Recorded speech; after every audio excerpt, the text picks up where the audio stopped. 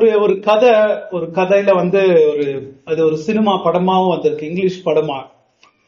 அதுல என்னன்னா, ஒரு மனுஷன் அவனுடைய பிறந்ததுல இருந்து அவன் வளர்ற வயசா ஒரு காலம் வரைக்கும், வளர்ற காலம் வரைக்கும் அவன் ஒரு ஒரு ஃபேக் டவுன், அதாவது ஒரு போலியான ஒரு நகரத்துல தான் அவன் பிறந்து வளர்ந்தது. அவன் அவன் வாழ்ந்து பிறந்ததே பாத்தீங்கன்னா ஒரு ஒரு பெரிய ஒரு பிரம்மாண்டமான ஒரு ஸ்டுடியோ. அந்த ஸ்டுடியோல சூரியன் இருக்கும், வானம் இருக்கும், சந்திரன் இருக்கும். ஏன் அந்த ஸ்டுடியோல மழை கூட வர மாதிரி பண்ணியிருப்பாங்க, மழை வர மாதிரி இருக்கும். பாத்தீங்கன்னா அந்த ஸ்டுடியோல நிறைய வீடுங்க கூட இருக்கும், வீடுகள், பக்கத்து வீடு, எதிர் வீடு, பெரிய மக்கள் கூட குடி இருக்கிற மாதிரி இருக்கும். அவன் பேரு ட்ரூமேன்னு அது ஒரு இதுல வந்திருக்கு. அவனுக்கு அவன் இந்த பெரிய ஸ்டுடியோல அவன் இருக்கிறான்னு அவனுக்கு தெரியவே தெரியாது. அவன் பிறந்ததுல இருந்து அவன் என்ன நினைச்சிட்டு இருக்கான், இதுதான் உலகம் நினைச்சிட்டு இருக்கான். சூரியன் மாதிரி பெரிய லைட் போட்டிருப்பாங்க, அதான் சூரியன் நினைச்சிட்டு இருப்பான். திடீர்னு சில டைம்ல மழை விடுவாங்க, அதுதான் மழைன்னு அவன் நினைச்சிட்டு இருக்கான். அந்த மாதிரி அவன் வாழ்ந்த ஸ்டுடியோ ஒரு போலியான உலகத்துல, எல்லாமே ஒரு செயற்கையா கிரியேட் பண்ணி அவன் அந்த உலகத்துல வாழ வைக்கிறத பார்க்கலாம். அவன் இப்படி வாழ்ந்துகிட்டு இருக்கும் போது அவன் என்ன நினைக்கிறான், நான் ஒரு சுதந்திரவாளி, நான் ஒரு பெரிய ஐஸ்வர்யவான், நான் எல்லாத்தையும் உலகத்தை அனுபவிக்கிறேன் அப்படின்னு அவன் நினைச்சிட்டு இருக்கான். ஏன்னா பார்த்ததே அவன் இதுதான். அவன் ஒரு டைம்ல டிவி பார்ப்பான். டிவி பார்த்துட்டு டிவியில உலகத்துல நடக்கிற காரியங்கள்லாம், ஐயோ இப்படி எல்லாம் நடக்குதுன்னு அவன் யோசிப்பான். சில டைம்ல நியூஸ் பேப்பர் படிப்பான், சில டைம்ல ரேடியோ கேட்பான். அந்த மாதிரி ஒரு செயற்கையான உலகத்திலேயே சிறு வயதுல இருந்து வாழ்ந்து அவன் வர்றத நம்ம பார்க்கணும். அவனுக்கு அவன் பார்க்கிற காரியங்கள், அவன் யோசிக்கிற காரியங்கள், அவன் பேசுற காரியங்கள் எல்லாம் இப்படித்தான் இருக்கணும்ன்றதுக்காக அந்த அந்த கதையினுடைய வில்லன் இவன் இப்படித்தான், இவன் மூளை ஷேப் ஆகணும்ன்றதுக்காக என்னென்ன அவன் கேட்கணும்னு அவர் விரும்புறாரோ, என்னென்ன அவன் பார்க்கணும்னு விரும்புறா, அந்த காரியங்களை கொடுத்து கொடுத்தே அவன் மூளையை வடிவமைக்கிறார். இவனுக்கு இவன் பார்க்கறது, கவனிக்கிறது எல்லாமே ஒரு செயற்கை உலகத்துல அவன் வாழ்ந்துகிட்டு அப்படியே வந்துடுறான். வரும்போது ஒரு ஒரு அவன் வாழ்றதே ஒரு பெரிய மிஷன்ல வாழ்ற மாதிரி இருக்கு. தன்னுடைய மைண்ட் வாஷிங் தெரியுங்களா, மைண்ட் வாஷிங் மிஷன் கூட சொல்லலாம். அந்த மைண்டே வாஷ் பண்ற மாதிரி ஒரு உலகத்துல அவன் வாழ்ந்து வரான். ஒரு டைம் என்ன ஆயிருது, கடைசியில பாத்தீங்கன்னா அவன் தற்செயலா ஒரு ஓட்டை, ஒரு கோல்டன் ஹோல்னு இருக்கும், எங்கேயோ ஏதோ பண்ண தற்செயலா அந்த ஓட்டையில உளுந்து அவன் தப்பிச்சு வெளியே வந்தான். அந்த ஸ்டுடியோல இருந்து வெளியே வந்துட்டு முதல் தடவை உலகத்தை அவன் பார்க்கறான்.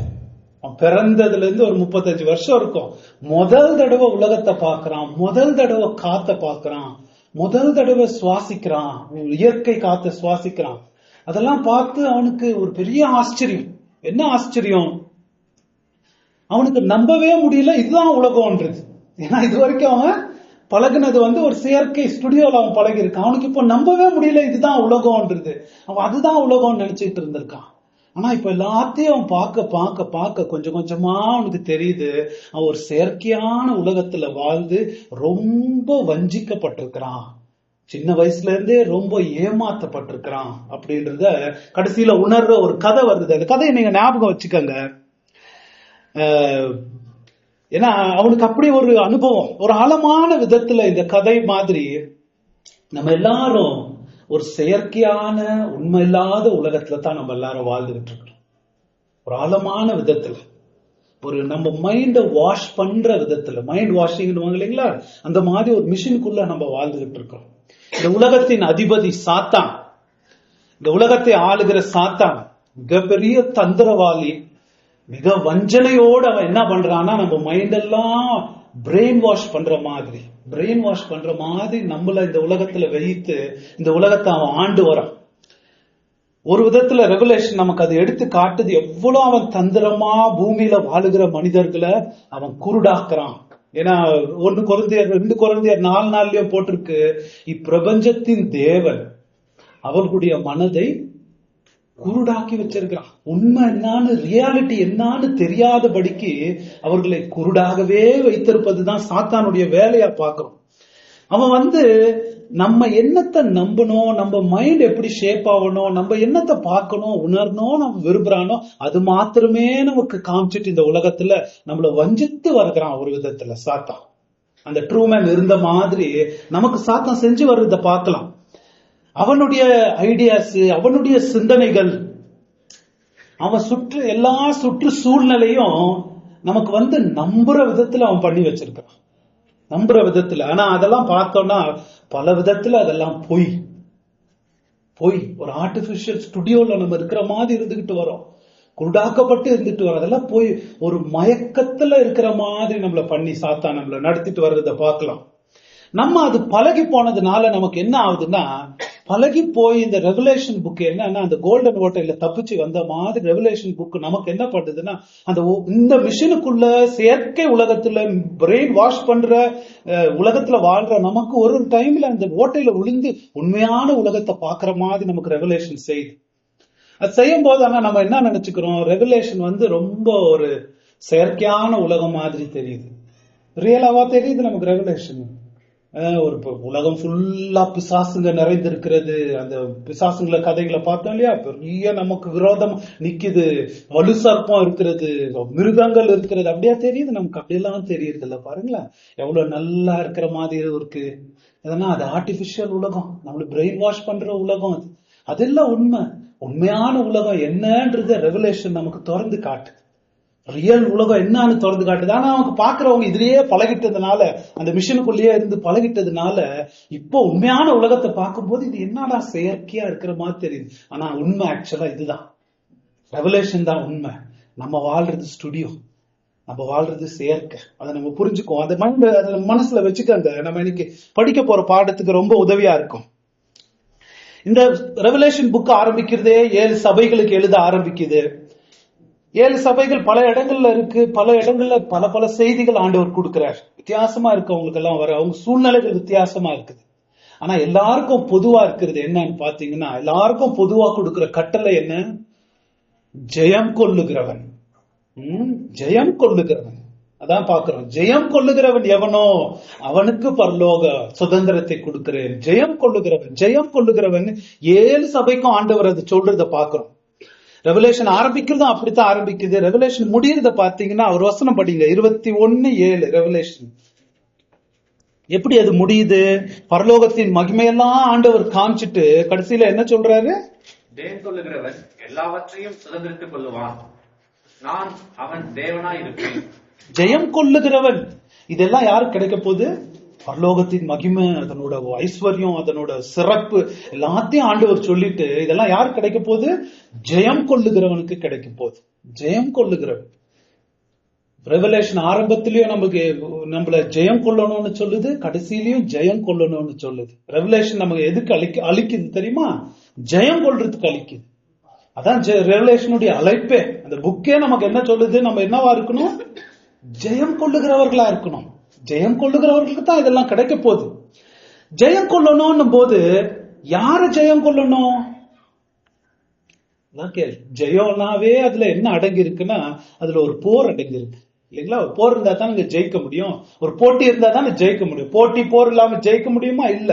ஒரு போர் இருக்குது. அந்த போர்ல ஜெயம் கொள்றவன் தான் பரலோகத்துக்கு வரப்போறான். ஜெயம் கொள்ளுகிறவனுக்கு இதெல்லாம் சுதந்திரிப்பான். யாரு ஜெயம் கொள்ளணும்? யார் நம்முடைய சத்துரு அப்படின்னும் போது ரெவலேஷன் பார்த்துட்டே வரும். 12வது அதிகாரத்துல தான் நம்முடைய சத்துருக்களுடைய முகமுடி ஒன்னொன்னா கிழிஞ்சுக்கிட்டு வர்றத பாக்குறோம். முதலாவது அந்த வலு சர்ப்பத்தை நம்ம பாக்குறோம் இல்லைங்களா? முதலாவது வலு சர்ப்பம். அந்த வலு சர்ப்பத்தின் மகாபெரிய தந்திரத்தை பார்த்துட்டு வரும். பெரிய தந்திரம் அது பார்த்தோம். அது செய்யற தந்திரங்கள், அதனோட பெரிய ஜீனியஸ் நம்ம போன வாரம் கூட பார்த்ததுல இந்த பழைய சினிமாக்கள் எல்லாம் வரும். இந்த ஹீரோ கிட்ட சண்டை போட்டு போட்டு வில்லன் டயர்டாயி அவர் ஒரு முடிவுக்கு வருவார். இன்னமே இந்த ஹீரோவை ஜெயிக்கணும்னா அவன் மாதிரி ஒருத்தன் பிறந்தா தான் முடியும், நம்மனால இவங்கிட்ட போற முடியாதுன்னு சொல்லி டயர்டாயி அவர் என்ன பண்ணுவாருன்னா அந்த ஹீரோ மாதிரியே முகமுடி பண்ணிட்டு வருவார். நீங்களாம் பார்த்திருக்கலாம் பழைய காலத்துல. டபுள் ஆக்டிங்னுவாங்க. ஒரே மாதிரி இருக்குதே, அப்படி வந்தா தான் ஜெயிக்க முடியும்ன்றத அறிந்து அதே மாதிரி இந்த பிசாசு என்ன பண்ணுது? இந்த தெய்வத்தை ஜெயிக்கணும்னா இவர் மாதிரியே வேஷம் போட்டா தான் உண்டு என்பதை அறிந்து இவர் மாதிரியே ஒரு அசுத்த திரியேகத்தை தான் ஏற்படுத்துகிறத பார்க்கிறோம். நான் ஒண்டி இருந்தா என்கிட்ட என்னால ஒண்டி சண்டை போட முடியாது, அதே மாதிரி ஒரு வேஷம் நான் போட போறேன் அப்படின்னு ஒரு ஒரு முதலாவது மிருகத்தை ஏற்படுத்துது. ஒரு அந்தி கிறிஸ்துவை நம்ம போன வாரம் பார்த்தோம். அந்தி கிறிஸ்துவை ஏற்படுத்துது. அது பல விதங்கள்ல பல விதங்கள்ல மக்களை ஏமாத்துகிற ஒரு ஒரு வல்லமைன்னு பார்க்கிறோம். வல்லமை அது என்ன செய்யுது? அந்த அந்தி கிறிஸ்து எல்லா மனிதர்களும் தன்னை ஆராதிக்கணும். தன்னை ஆராதிப்பது ஒண்ணு, பிசாச ஆராதிப்பது ஒண்ணு. தன்னை அந்தி கிறிஸ்து ஆராதிச்சாலும் பிசாச ஆராதிக்கிற மாதிரி. அதுக்குத்தான் இது முயல்றத பாக்குறோம். இந்த அந்தி கிறிஸ்து அது பல வடிவங்கள்ல வரலாம். நான் சொன்னேன், அரசாங்க வடிவங்கள்ல வரலாம். ரோம் அரசாங்கம், முதல் நூற்றாண்டு சபைகள்ல ரோம் தான் வந்துச்சு. ரோம் சீசரை நீங்க ஆராதிக்கணும் அப்படின்ற ஒரு வடிவத்துல வந்துச்சு. அது ஒரு மிருகமாக புதிய ஏற்பாடுல பார்த்திருக்கிறாங்க. பல வடிவங்கள்ல வரலாம். இதனோட நோக்கம் என்ன? மக்கள் உண்மையான சுவிசேஷத்தை கேட்டு மனம் திரும்பி தேவன் பக்கம் திரும்பாம தன்னை ஆராதிக்கணும். அங்கிருந்து டைவர்ட் பண்ணி அந்தி கிறிஸ்துவ ஆராதிக்கணும். அதுதான் அதனோட நோக்கமா இருக்கு. இன்னைக்கு இன்னொரு கேரக்டர் நம்ம பார்க்க போறோம். இந்த வசனத்துல 11வது வசனத்துல, இந்த 12வது அதிகாரம் 13வது அதிகாரம் 11வது வசனத்துல இருந்து இன்னொரு கேரக்டர் நம்ம பார்க்க போறோம். முதல் வசனத்தை படிங்க. ஒரு வசனமா நம்ம கவனிப்போம். பின்பு வேறொரு மிருகம் பூமியிலிருந்து எழும்ப கண்டேன். அது ஒரு ஆட்டுக்குட்டிக்கு ஒப்பாக 2 கொம்புகளை உடையதா இருந்தது. வலு சர்ப்பத்தை போல பேசினது. இந்த மிருகத்துக்கு 4 தலைப்புல இந்த மிருகத்தை பத்தி நம்ம புரிஞ்சுக்க பார்ப்போம். முதலாவது போட்டிருக்கேன் கேரக்டர். இதனோட கேரக்டர் என்ன? இதனோட பேச்சு எப்படிப்பட்ட பேச்சு? இதனோட அற்புத வஞ்சனை எப்பேற்பட்ட வஞ்சனை? 4வது இதுக்கு இருக்கிற அடையாள மார்க், அதை பத்தி பார்ப்போம். முதலாவது இதனோட கேரக்டர் எப்பேற்பட்டது? இது வரும்போது எப்படி வருது? முதல் மிருகம் வந்தது ரொம்ப கொடூரமா வந்துச்சு. உங்களுக்கு ஞாபகம் இருக்குதா? அது கடல்ல இருந்து எந்திரிக்குது, 10 கொம்பு தெரியுது, 7 தலை தெரியுது, சிறுத்த உடம்பு, சிங்க வாய், பயங்கரமா கரடி கால்லாம் வச்சுக்கிட்டு வந்துச்சு. அப்படி இது வரல. இது பாத்தீங்கன்னா எப்படி வருது? ஆட்டுக்குட்டி மாதிரி வருது. அழகா, எந்த மிரட்டலும் இல்லாம ஆட்டுக்குட்டி எந்த மாதிரி பயங்கரமும் இல்லாம வருது. பாருங்களேன், அதோட வஞ்சனையே அதுல தான் இருக்கு. அதோட ஏமாத்துற தன்மையே அதுல தான் இருக்கு. அதோட டேஞ்சரை நம்ம பாத்துக்கணும். அதோட வஞ்சனை பெரிய வஞ்சனை. சாத்தானுடைய கேம் இதாங்க. 2 மிருகங்களை எழுப்பி கொண்டு வரோம். இந்த 2 மிருகங்களை தான் பயன்படுத்துறது. முதலாவது மிருகம் என்ன? தேவ மக்களுக்கு விரோதமா அவங்களை துன்பப்படுத்தணும்னு அவன் முயல்றான். துன்பங்களை அவங்களுக்கு கொடுக்கறது, பெர்சிக்யூஷன். அரசாங்கத்தை வச்சு மற்ற சாதனங்களை பயன்படுத்தி தேவ மக்களை ஃபோர்ஸ் பண்றது, தேவ மக்களை துன்பப்படுத்துறது. அந்த இது வேலை செய்யலையா? அவனுடைய 2வது கேம் என்ன தெரியுமா? வஞ்சனை, கள்ளப்போதகம். அதான் நம்ம பாக்குறோம். ஆனா இந்த 2 மிருகனுடைய நோக்கம் என்ன? 2 மிருகத்தினுடைய நோக்கம் ஒண்ணுதான். ஒண்ணு நல்லா அடிச்சு சொல்லு, இல்ல ஏமாத்தி செய்யவே. 2 தான். ஒண்ணு துன்பப்படுத்தி பாரு. அது கேட்கலையா? வஞ்சனையா அவங்களை. 2 நோக்கம் என்ன? அவங்க சுவிசேஷத்தை கேட்டு மெய்யான தேவனை, மனம் திரும்பி ஜீவனுள்ள தேவனை ஆராதிக்கிறத விட்டுட்டு தன் வசம் திரும்பணும். அவங்க எப்படி வந்தாலும் பரவாயில்ல. இந்த 2 வழியில அவங்க எப்படி வந்தாலும் பரவாயில்ல. ஒண்ணு என்ன சொல்லலாம்? பிசாசுடைய கைன்னு சொல்லலாம், அவரோட பவர், வல்லமை. இன்னொன்னு பிசாசுடைய மூலன்னு சொல்லலாம், அதோட வஞ்சனை. 2வது மிருகம். முதல் மிருகம் துன்பப்படுத்துற வல்லமை, 2வது வஞ்சிக்கிற பொய். முதல் மிருகத்தை நம்ம பார்த்தோம்னா இயேசு கிறிஸ்துக்கு ஒரு போலியான அந்தி கிறிஸ்து இல்லைங்களா? இயேசு கிறிஸ்து காப்பி பண்ற மாதிரி. தமிழ்ல ஒரு வார்த்தை இருக்கு, பாரடின்னு இங்கிலீஷ்ல இருக்கு. அதுக்கு தமிழ்ல பாத்தீங்கன்னா நையாண்டி போலின்னுவாங்க. நையாண்டி, கேலி செய்யற மாதிரி ஒரு போலி தனமா வைக்கிறது. நையாண்டி தனமா ஒரு போலி தனத்தை ஏற்படுத்துறது, கேலி செய்யற மாதிரி. இயேசு கிறிஸ்து ஒரு நையாண்டித்தனமா கேலி செய்யற மாதிரி இவன் ஏற்படுத்தி இருக்கிறது. இயேசு கிறிஸ்துக்கு விரோதமா அந்தி கிறிஸ்து. அந்த பரிசுத்தாவிக்கு விரோதமா தான் ஏற்படுத்திக்கிறது இந்த கள்ள தீர்க்கதரிசி. பரிசுத்தாவினுடைய வேலை என்ன? சத்தியத்தை பயன்படுத்தி மக்களுக்கு இயேசு கிறிஸ்து பக்கம் திருப்பி இயேசு கிறிஸ்து ஆராதிக்க வைக்கணும். இந்த கள்ள தீர்க்கதரிசி வேலை என்ன தெரியுங்களா? எல்லா மக்களும் அந்தி கிறிஸ்துவ ஆராதிக்க வைக்கணும். எதை பயன்படுத்தி? சத்தியத்தை பயன்படுத்தி இல்ல, வஞ்சனையை பயன்படுத்தி, பொய்களை பயன்படுத்தி, கள்ள போதகத்தை பயன்படுத்தி அந்தி கிறிஸ்துவ ஆராதிக்க வைக்கணும். இதான் இதனோட 2 பக்கங்களை நம்ம பார்த்துட்டு வரோம். 2 பக்கம். கள்ள தீர்க்கதரிசியினுடைய பல வடிவங்கள்ல வர கள்ள தீர்க்க தரிசனம் இருக்கு இல்லைங்களா? பழைய கள்ள போதகங்கள் இருக்கு, கள்ள தீர்க்கதரிசிகள் இருக்காங்க. அதனோட எல்லா ஒரு நபர் ஆள் தத்துவம் இந்த 2வது மிருகம் தான். அவங்க எல்லாருக்கும் அப்பா இந்த 2வது மிருகம். அவனுக்கு பேர் கள்ள தீர்க்கதரிசின்னு ரெவலேஷன்ல வருது. அவங்க எல்லாருக்கும் தகப்பன் தாய் இவதான். இவங்களுடைய நோக்கம் என்ன? இதுதான் சிம்பிள், நம்ம புரிஞ்சுக்கணும். வேத சத்தியத்தை விட்டுட்டு ரிஜெக்ட் பண்ணிட்டு வேற சகலவித காரியங்களையும் பரப்படுது. அதான் மிருகத்தின் 2வது மிருகத்தினுடைய நோக்கம். அதை பார்க்கலாம். நம்ம நினைச்சுக்கிறோம் ஒரு டைம்ல நமக்கு நடக்கிற பெரிய துன்பமே என்னன்னு நினைச்சுக்கிறோம்னா, நமக்கு விரோதமா கவர்மெண்ட் வந்துருச்சு, இல்ல கிறிஸ்தவங்களுக்கு விரோதமா நடக்கிற பெரிய துன்பங்கள், அதுதான் பெரிய ஆபத்துன்னு நினைக்கிறேன். ஆக்சுவலா அது பெரிய ஆபத்தே இல்லை. ஏன்னா சில ஊருங்களை பாத்தீங்கன்னா, சைனால இல்ல பாகிஸ்தான்ல ஆப்கானிஸ்தான்ல எல்லாம் அவங்க எல்லாம் துன்பப்படுத்தப்படுறாங்க. கிறிஸ்தவங்க பல விதங்கள்ல துன்பப்படுத்தப்படுறாங்க. ஆனா அவங்க எல்லாம் என்ன, அவங்களுடைய சாட்சிகளை சொல்லும் போது அவங்க என்ன சொல்றாங்க தெரியுமா? இந்த துன்பங்கள்லாம் ஒரு விதத்துல எங்களுக்கு கிருபையின் சாதனமா இருக்கு. ஏன்னா இது தேவனிடத்துல நாங்க நெருங்கி போறதுக்கு எங்களுக்கு உதவியா இருக்குன்றாங்க. துன்பப்படுறது பெரிய பிரச்சனை இல்லை. அவங்க கூட ஒரு விதத்துல என்ன கூட சொல்றாங்கன்னா, மத்த ஊர்ல இருக்கிறவங்களுக்காக நாங்க ஜெபம் பண்றோம். ஏன்னா நாங்க சந்திக்கிறத விட பெரிய ஆபத்து உங்ககிட்ட தான் பிசாசு வேலை செய்யுது. ஏன்னா இந்த 2வது மிருகம் நம்மள மாதிரி பல கலாச்சாரத்துல இருக்கு. வஞ்சனை, துன்பம் இல்ல பாகிஸ்தான் மாதிரி, அந்த மாதிரி இல்ல. நம்ம இந்தியாலையும் பல தேசங்கள்லயும் 2வது மிருகம் தாங்க தலைவிரி கோலமா ஆடுறது. என்ன? கள்ள போதகத்தின் வஞ்சனை. அது எவ்வளவு ஏமாத்தும். அட்லீஸ்ட் இவங்களுக்காக தெரியும், துன்பப்படுறவங்க பரலோக வழியில போவாங்க. வஞ்சனை இருக்குதே பயங்கரம். பரலோகத்துக்கு போறோம்னு நினைச்சுக்கிட்டு நரகத்துக்கு போறதுங்க. வஞ்சிக்கப்படுறோம்னு கூட தெரியாம வஞ்சிக்கப்படுறது. வஞ்சிக்கப்படுறவங்க யாருக்காவது தெரியுமா? அவங்க வஞ்சிக்கப்படுறது தெரியவே தெரியாது. அதான் அந்த 2வது மிருகத்தின் வஞ்சனை நம்ம பாக்குறோம். சரி, அதனோட கேரக்டர் இன்னும் பார்ப்போமே. இது 2 மிருகத்துக்கும் இருக்கிற வித்தியாசம் பாக்குறோம். அது 1வது வசனத்துல என்ன போட்டிருக்கு? எங்க இருந்து வருது? இது பூமியிலிருந்து வருகிறது. 1வது மிருகம் எங்க இருந்து வந்துச்சு? கடல்ல இருந்து.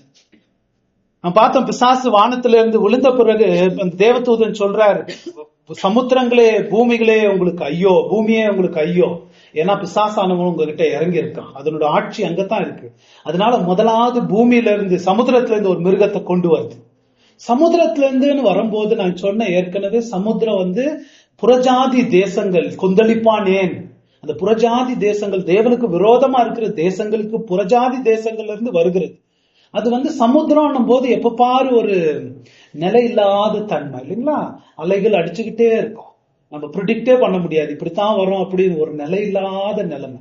ஆனா பூமியின் எடுத்தோம்னா நம்பலாம். அந்த மாதிரி நம்பத்தக்க ஒரு நிலைமையில இருந்து வருகிறது தான் இந்த 2வது மிருகம். அதோட வஞ்சனையே அதுல தான் இருக்கு. அதை நம்புற மாதிரி அது வரும். ரொம்ப நிலையானது மாதிரி அது வரும். அதான் நம்ம பாக்குறோம், ரொம்ப நிலையானது. அது எப்படி வருது? வரும்போது பூமியிலிருந்து வருது, ரொம்ப வஞ்சனையான நிலைமையில வருது. அதுக்கு 2 கொம்பு. எப்படி இருக்கு 2 கொம்பு? ஆட்டுக்குட்டியை போல. ஆட்டுக்குட்டியை போல. ஒரு ஆட்டுக்குட்டின்னு எடுத்தோம்னா ரொம்ப கியூட் இல்லைங்களா? என் பையன் கூட ஆட்டுக்குட்டி வாங்கி கொடுன்னு எனக்கு பல வருஷமா என்ன உயிர் எடுக்கிறேன். ஆட்டுக்குட்டி வேணும். அந்த ஆட்டுக்குட்டினா குழந்தைங்களுக்கும் ரொம்ப பிடிக்கும். சின்ன பாப்பா கிறிஸ்டினா கூட வச்சுட்டு நல்லா ஆடலாம் ஆட்டுக்குட்டிய இல்லையா? ஒன்னும் பண்ணாது. நமக்கு என்ன பயமா? நம்ம ஆட்டுக்குட்டியை வச்சிருந்தா அது ஒன்னும் பண்ணாது. எது குட்டி பூனை கூட கடிச்சாலும் கடிச்சிடும். ஆட்டுக்குட்டி ஏதாவது செய்யுமா? கொஞ்சம் கூட ஒண்ணுமே செய்யாது. ஆம்லெஸ் அப்படின்னுவாங்க. எந்த தீங்கும் வரவழைக்காத ஒரு உருவத்துல அது வருது பாருங்களேன். எந்த தீங்கும் வரவழைக்காத ஒரு உருவம் அதான். ஆனா அதனோட வஞ்சனை, அதனோட சாத்தானுடைய கோரம் எதுல இருக்குன்னா, எதுல இருக்கு? அதனோட பேச்சுல.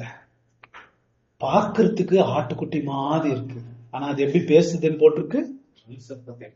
அது பேச்சுல தாங்க பயங்கரமான வஞ்சனை இருக்கு. பயங்கரமான 2வது மிருகத்தின் வஞ்சனை பார்க்கறதுல ஒண்ணுமே, பார்க்கறதுல தெய்வீகமா இருக்கும். ஆட்டுக்குட்டியானவர் மாதிரியே இருக்கும். எந்த தீங்கும் இல்லாத. அதோட பேச்சுல தான் விஷயமே இருக்கு. அதன் பேச்சுல இருக்கிற கண்டென்ட்ஸ் என்ன இருக்கு, பேச்சுல என்ன வருது, அதனோட டீச்சிங்ல என்ன இருக்கு, அதுல தாங்க விஷயமே இருக்கு. பார்க்கறதுல இல்ல விஷயம். அதனோட பேச்சு அது பார்க்கறதுக்கு ஆட்டுக்குட்டி மாதிரி இருக்கு. அதனோட பேச்சோ வலு சர்ப்பம் போல இருக்கிறது. அதனோட வஞ்சனை அங்கத்தாங்க இருக்கிறது. அதே இயேசு இது ஒரு தீர்க்க தரிசனமாவே சொல்லி இருக்கிறார். கள்ள தீர்க்கதரிசிகளுக்கு எச்சரிக்கையா இருங்கள், ஏனெனில் அவர்கள் சிங்க பல்லை வைத்துக் கொண்டு வருவார்கள். அப்படியா நான் சொன்னாரு, ஆட்டு தோலை போத்தி கொண்டு வருவார்கள். அப்படித்தான் வருது. இது ஆட்டுக்குட்டி மாதிரி வருது. அது வாயில இருக்கிற பயங்கரம் ரொம்ப பயங்கரம், ரொம்ப பயங்கரம். கள்ள போதகத்தின் பயங்கரம் ரொம்ப உள்ள ஓநாய்கள் போல அவர்கள் இருப்பார்கள். சாத்தானுடைய பவர் இதுல தாங்க இருக்கு. ஜனங்களை வஞ்சிக்கிற பவர். உண்மையான தேவனை ஆராதிக்க விடாம அந்தி கிறிஸ்து பக்கம் மக்களை இழுக்கிற வல்லமை இதுல தான் இருக்கு. 2வது வசனம் படிப்போம் அதனோட வஞ்சனையை பார்க்கறதுக்கு. அது முந்தின மிருகத்தின் அதிகாரம் முழுவதையும் அதன் முன்பாக நடப்பித்து சாவுக்கேதுவான காயம் ஆற சொஸ்தமடைந்த முந்தின மிருகத்தை பூமியும் அதன் குடிகளும் வணங்கும்படி செய்தது. என்ன நடக்குது இந்த வசனங்கள்ல? இந்த வசனங்களை படிச்சோம்னா இந்த 2வது மிருகம் அதோட வஞ்சனையை பாக்குறோம். அது நம்ம பாக்குறோம். அதனோட அது நம்ம நினைக்கிற மாதிரி இல்ல, ஆட்டுக்குட்டி மாதிரி இல்ல. முதல் மிருகத்துக்கு இருக்கிற சகல வல்லமையும் இதுக்கும் இருக்கிறது. அது பாருங்களேன். ஆனா தெரியறது இல்ல நமக்கு, பாக்குறதுக்கு அப்படி தெரியல. அது 10 கொம்பு இருக்கிறதே, அது 7 தலை வச்சுட்டு இருக்கே, அது சிங்கம் அப்படிலாம் வருது. ஆனா அது அப்படியெல்லாம் தெரியறதே இல்ல. பாக்குறதுக்கு ஆடு மாதிரி இருக்கு. அதுக்கு இருக்கிற எல்லா பவரும் இதுக்கும் இருக்கு, போட்டிருக்கு. இது என்ன நடக்குது அப்படின்னு பார்த்தோம்னா, இது ரொம்ப மொத்தமா இது என்னத்தை புரிய வைக்க பாக்குறாருன்னா, அந்த காலத்துல அந்த 7 சபைகள் இருந்துச்சுங்களா, அவங்க அனுபவிக்கிற காலத்தை அடையாள மொழியா போட்டிருக்கிறாருங்க. அவங்க கால சூழ்நிலையை நம்ம புரிஞ்சுக்க பார்ப்போம். அப்ப நமக்கு ரொம்ப தெளிவா இருக்கும் என்ன நடந்துகிட்டு இருந்துச்சு அந்த காலத்துலன்னு பாத்தீங்கன்னா. நீரோன்ற அரசன் இருந்தான் இல்லைங்களா, நம்ம காலையில கூட பார்த்தோம். அவன் இறந்து போயிட்டான். அவன் இறந்து போன பிறகு ரோமே கெதி கலங்கி போச்சு. இறந்து போய் அவங்க சில பேர் நம்பல, அவன் இறந்து போனான், இன்னொரு வாட்டி உயிரோடு வரப்போறான் அவன் அப்படின்னு கூட நினைச்சாங்க. அந்த மாதிரி சரித்திரத்துல எழுதி வச்சிருக்காங்க. அதுக்கப்புறம் டொமினிஷியன் ஒரு ராஜா, ஒரு அரசன் வந்தான், சீசர் ராயன். அவன் வரும்போது அவன் என்ன பண்ணான்னா, ரோம ரொம்ப உயர்ந்த நிலைமை கொண்டு போயிட்டான். உயர்ந்த நிலைமை கொண்டு போயிட்டு எல்லாரும் என்ன நினைச்சாங்க தெரியுங்களா, செத்த நீரோ உயிரோடு டொமினிஷன் போர்வையில வந்திருக்கு அப்படின்னு தான் எல்லாரும் நினைச்சாங்க. அதனாலதான் செத்த மிருகம் திருப்பி உயிரோடு வந்ததுன்னு அதுல வருது இல்லைங்களா, அவர் அதை தான் சொல்றாரு, டொமினிஷன். அவன் என்ன பண்ணான்னா, இந்த முழு ரோம அரசாங்கத்தை ஒன்றிணைப்பதற்காக, எல்லாம் ஒன்னாகணும், மத்த எல்லாம் பிரிஞ்சு கிடக்குது, ஒன்றிணைப்பதற்காக ஒரு கொள்கையை அவன் கொண்டு வந்தான். என்ன? சீசரே கர்த்தர், எல்லோரும் சீசரை நீங்க ஆராதிக்கணும் அப்படின்னு கொண்டு வந்தான். அதை கொண்டு வரும்போது ஃபர்ஸ்ட் துன்பப்படுத்தி பார்த்தான், எல்லாரையும் ஏதாவது ஃபோர்ஸ் பண்ணணும்னு பார்த்தான். அது நடக்கல கிறிஸ்தவங்களுக்கு மத்தியில. நீரோ கூட என்னென்னவோ பண்ணி பார்த்தானா ஒன்னும் நடக்கல, துன்பம் ஒன்னும் வேலை செய்யல. அதுக்காக அவன் 2வதாக என்ன பண்ண ஆரம்பிச்சான்னா, ஒவ்வொரு ஊர்லயும் எந்தெந்த ஊரெல்லாம் சீசருக்கு ஒரு கோயிலை கட்டுதோ, கோயிலை கட்டி அந்த ஊர்ல இருக்கிற குடிமகள் எல்லாரையும் ஆராதிக்க செய்தோ, அந்த ஊருக்கு ரோடுங்க வசதி கிடைக்கும், ரேஷன் கிடைக்கும் அழகா. அந்த ஊர்ல பல விதமான கவர்மெண்ட் வசதிகள், சீப் ரேஷன் வசதி, தண்ணி எல்லாம் கிடைக்கும். எல்லா வசதிகளும் ரோம் அரசாங்கம் செஞ்சு கொடுக்கும். ஆனா அந்த ஊர் என்ன செய்யணும்? சீசருக்காக ஒரு ஆலயத்தை கட்டி அந்த ஊர்ல இருக்கிற எல்லாரையும் அந்த ஆலயத்துல ஆராதிக்க வைக்கணும். அது எப்படி செஞ்சாங்கன்னு பார்த்தோம்னா, சில ஆசாரியர்களை ஏற்படுத்தினாங்க. முதல்ல முடியல, அந்த முதல் மிருகத்தினால முடியல, ரொம்ப கொடுமையா பார்த்துச்சு, 10 தொம்புகளை வரல. ரொம்ப அழகான ஆசாரியர்கள், ரொம்ப தந்திரமான ஆசாரியர்களை ஏற்படுத்தி பார்த்தாங்க. அந்த ஆசாரியர்கள் எப்படி வந்தாங்கன்னா, என் அருமையான கிறிஸ்தவர்களே, நீங்கள் வேதத்தை பைபிளை நீங்க படிக்கிறது எங்களுக்கு ரொம்ப சந்தோஷம், சீசர்லாம் ரொம்ப பாராட்டுறாரு, நீங்க தொடர்ந்து அப்படியே நீங்க படிக்கணும்னு நாங்க ரொம்ப விரும்புறோம், அந்த மாதிரி நீங்க நல்லா இருக்கணும். ஆனா நாங்க கேட்டுக்கிறதெல்லாம் ஒன்னே ஒண்ணுதான், வருஷத்துக்கு ஒரு தடவை, டெய்லி கூட இல்ல, வருஷத்துக்கு ஒரு தடவை நீங்க சீசர் ஆலயத்துக்கு அங்க இருக்கிற அந்த பலிபீடம் இல்லையா, அந்த பலிபீடத்துல தூபத்தை எடுத்து அந்த தூபம் கொஞ்சம் சீசருக்கு போட்டுட்டு, சீசரே கர்த்தர்னு ஒரு குமுடு நீங்க போட்டுட்டு போயிடலாம். நீங்க அத ஒண்ணு தான் நாங்க உங்ககிட்ட கேட்கிறோம். வேற என்ன உங்களை வம்பு பண்றோமா, உங்களை கொடுமை பண்றோமா? உங்களுக்கு எந்த துன்பத்தையும் நாங்க கொடுக்க போறது இல்லை. நீங்க செய்ய வேண்டியதெல்லாம் வருஷத்துக்கு டாக்ஸ் கட்டுறீங்க இல்லையா, அந்த மாதிரி டாக்ஸ் கட்டுற மாதிரி வருஷத்துக்கு ஒரு தடவை தான் வந்து தூபம் போட்டு நீங்க பண்ணிருங்க. எப்படி இருக்குது இது? ரொம்ப நல்லா இருக்குது கேட்கறதுக்கு. வருஷத்துக்கு ஒரு தடவை தானே, ஆனா செய்யலாமா? கிறிஸ்தவன் இயேசுவே தெய்வம்னு ஒப்பு கொடுத்தவன், இயேசுவே ஆண்டவர்னு ஒப்பு கொடுத்தவன் அதுக்கு போலாமா? செய்யவே மாட்டான், செய்யவே கூடாது. ஆனா என்ன ஆச்சுன்னா, இவங்க ரொம்ப தந்திரமா பேசி உங்க நன்மைக்காக தானே அங்க இருக்கிற சபை தலைவர்களையும், எசபேல் எல்லாம் பார்த்தோம் இல்லைங்களா, எசபேல பிடிச்சுக்கிட்டாங்க.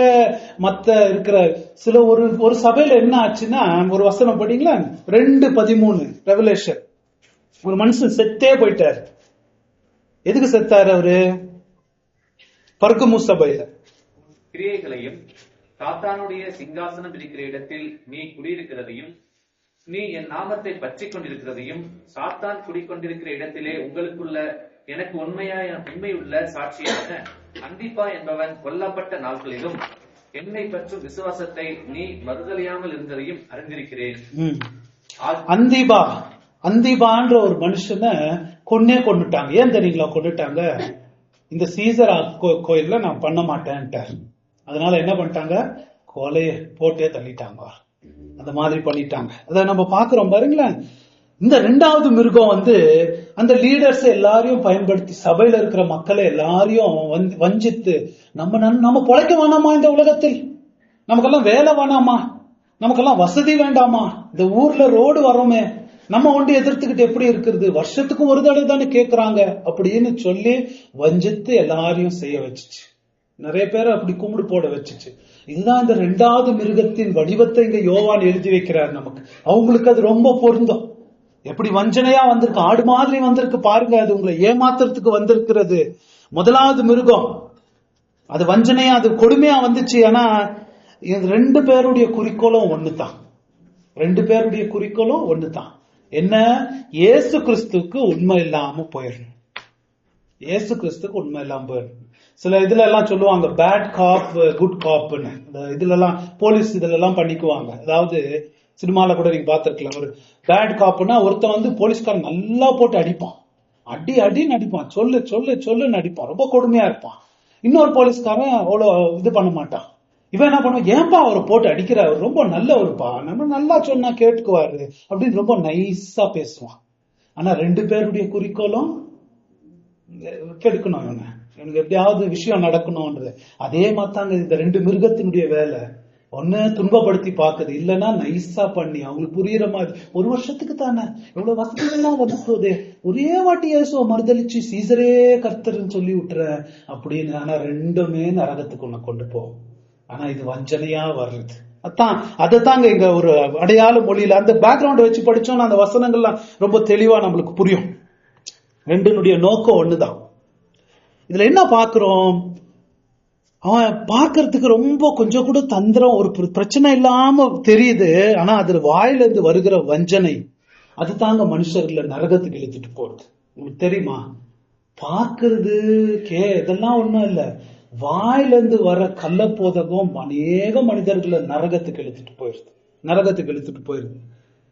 கிறிஸ்தவ இது வெறும் கிறிஸ்டியன் டீச்சிங் மாத்திரம் இல்ல, கிறிஸ்டியானிட்டிலேயே எவ்வளவு கள்ளப்போதகம் இருக்கு. பொதுவா உலகம் பரவலா இருக்கிற வேத வசனத்துக்கு விரோதமாக இருக்கிற, இங்கிலீஷ்ல ஐடியாலஜி சொல்லுவாங்க, ஐடியாஸ், சிந்தனை போக்கு, அது எல்லாமே இந்த 2வது மிருகத்துக்கிட்ட தான் வருது. வேத வசனத்துக்கு விரோதமாக நம்மள செய்ய பாக்குது. அதெல்லாம் சாத்தானுடைய காரியங்க. உங்களுக்கு நம்ம என்ன உணரணும், அது ரொம்ப நான் உணர்றேன். என்ன நடக்குது தெரியுமா உலகத்துல? பிசாசும் ஆண்டவரும் என்ன செய்யறாங்க தெரியுங்களா? It's a battle for the mind ன்னுவாங்க. நம்முடைய மனதுக்காக போராடுறாங்க. Battle for the mind. நம்ம மைண்டை நம்ம யாருக்கு கொடுக்க போறோம்? நம்ம மைண்டை யாருக்கு கொடுக்க போறோம்? நம்முடைய சிந்தனைகளை யாருக்கு கொடுக்க போறோம்? ஏன்னா தேவ மனிதன் என்ன செய்வான்? சங்கீதம் 1ல போட்டிருக்கிற மாதிரி தேவ மனிதனுடைய அடையாளம் என்ன? இரவும் பகலும் தேவனுடைய வசனத்தை தியானிக்கிறவனா இருப்பான். அதான் அவனுடைய அடையாளம்.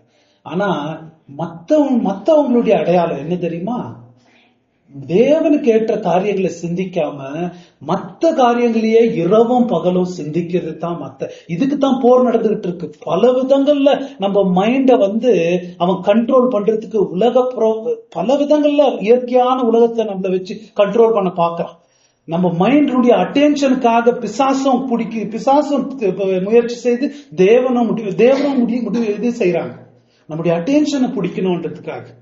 ஏன்னா பிசாசுடைய சிந்தனைனா நம்ம நினைச்சுக்க கூடாது வெறும் பாவகரமான பயங்கரமான சிந்தனை மாத்திரம் இல்ல, உலக பிரகாரமா சிந்திக்கிறதும் பிசாசுடைய சிந்தனை. என் பேதுருவை பார்த்து அப்பாலே போ சாத்தானேன்னு ஆண்டவர் சொன்னார். எதுக்கு சொன்னாரு? அவன் என்னத்தை பெருசா பேசிட்டாரு பாருங்களேன். மத்தேயு 16:23 அவர் அப்படி திட்டினதுக்கு காரணம் என்ன? அவர் என்னத்தை பத்தி சிந்திச்சுக்கிட்டு இருந்தாரு? சாத்தானுடைய சிந்தனைகள் எது?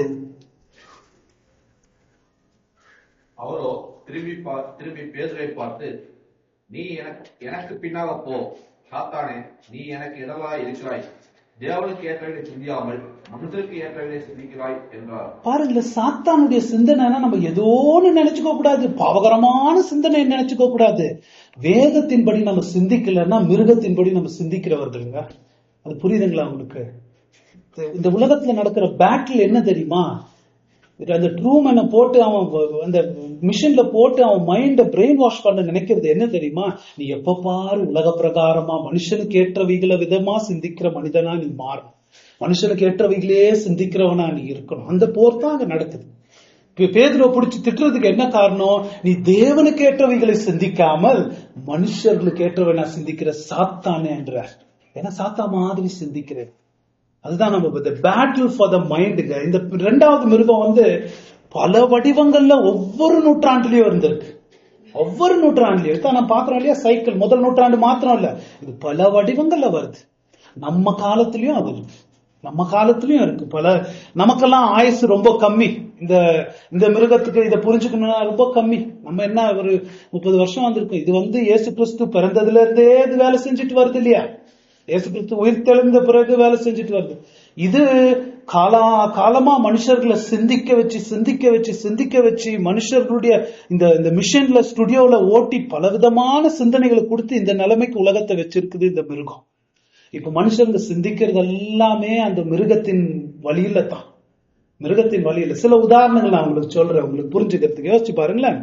இப்ப வர ஐடியாஸ், இப்ப வர சிந்தனை, இந்த ஹைடெக் ஐடியாஸ் எல்லாம் நீங்க யோசிச்சு பாத்தீங்கன்னா, இந்த சுற்றுச்சூழ்நிலைகள் பாத்தீங்கன்னா ஒரு விதத்துல பிரெயின் வாஷ் பண்ணித்தான் மனுஷர்களை வச்சிருக்கு. ஏன்னா இப்பெல்லாம் யாருமே கடவுள் பராமரிப்பை நம்புறது இல்லை. பொதுவா பாத்தீங்கன்னா கடவுள் எல்லாத்தையும் பராமரிக்கிறாரு. ஏன் அந்த காலத்துல இந்துஸும் நம்பிக்கிட்டு இருந்தாங்க, மரத்தை வச்சவர் தண்ணி ஊத்த மாட்டாரா அப்படின்ற நம்பிக்கை எல்லாம் இருந்துச்சு. இப்பெல்லாம் கடவுள் பராமரிப்பே நம்புறது இல்லை. எனக்கு நான் பொழைச்சுக்கணும், அதுக்காக நான் முயற்சி செய்யணும், இல்லைன்னா நான் வாழ்க்கையை நடத்தணும். பராமரிப்பு தேவன் நடத்துறாரு, அந்த நம்பிக்கையே மனுஷர்களுக்கு போயிருச்சு பாருங்க. அப்படி தேவன் மேல நம்பிக்கை இல்லாதப்ப நம்ம சுவிசேஷம் எடுத்துட்டு போறதே ரொம்ப கஷ்டம். இன்னொரு சிந்தனை என்னன்னா, மனுஷர்களுக்கு இப்ப வர ஐடியாஸ் எல்லாம் சிந்தனை எப்படின்னா, அவங்க எல்லாம் எல்லாருக்கும் அவங்க நல்லவங்கன்னு காட்டுற ஒரு ஐடியா. யாரை பார்த்தாலும் அவங்கள நல்லவங்கன்னு நினைச்சுக்கிறாங்க, தெரியுங்களா? அந்த காலத்துல எல்லாம் ஒரு காலத்துல அப்படி இருக்கல. ஏன் இந்துஸ் கூட அவங்க பாவத்தை உணர்ந்து தான் கங்கை யாத்திரை, அந்த யாத்திரை, பலி கொடுக்கறது எல்லாம் போவாங்க. இப்பெல்லாம் எல்லாம் அந்த ஐடியாஸ் எப்படி பண்ணி வருது இந்த இரண்டாவது மிருகம். எல்லாரும் நீங்க நல்லவங்க, நீங்க ரொம்ப நல்லவங்க, நீங்க ஏன் இந்த மாதிரி மோசமா உங்களுக்கு நடக்குது? உங்க வளர்ப்பு சரியில்லை, உங்க அப்பா அம்மா சரியில்லை, இல்லைன்னா உங்களுடைய சமுதாயம் சரியில்லை, அதனால தான் நீங்க எப்படி இருக்கீங்க. ஆனா நீங்க ரொம்ப நல்லவங்க. அப்படி மனுஷங்களுக்கு என்ன வந்துருச்சுன்னா, அப்பேற்பட்ட மனுஷர்களை பாவேன்னு உணர்த்தி எப்படிங்க அவங்கள மனம் திரும்ப சொல்ல கட்டளை இடுது. காஸ்பலுக்கு எவ்வளவு தடை ஏற்படுத்து பாருங்களேன். அப்படிப்பட்ட சிந்தனைகள் தான் இன்னும் பல விதமான சிந்தனைகள் இரண்டாவது மிருகம் செஞ்சு வருதுங்க உலகத்துல. இந்த மாதிரி ஐடியாஸ் எல்லாம் உலகத்துல ஊத்தி வச்சிருக்கு. இன்னொரு சிந்தனை பார்த்தோம்னா, எல்லா ஆறுகளும் போய் சேர்றது எங்க? கடல்ல தானே போய் சேருது.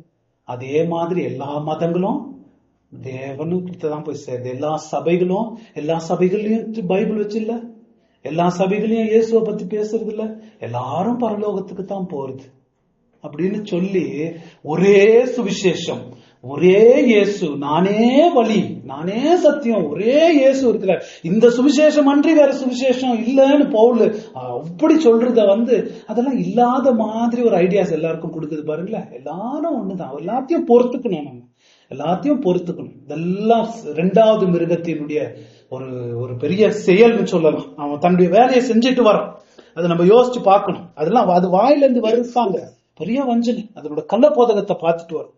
என்ன இன்னும் பர்சனலா நான் சொல்ல போனேன்னா, இது பொதுவா சொல்றேன், பர்சனலா நம்ம திங்கிங் எல்லாம் எப்படிங்க நம்ம யோசிக்கிறத எடுத்துக்குவோமே. நீங்க எல்லாம் யோசிக்கிறீங்க, நீங்க எல்லாம் எதனால பாதிக்கப்படுவீங்க யோசிச்சு பாருங்களேன். உங்களுடைய திங்கிங் எல்லாம் எது வடிவமைக்குது?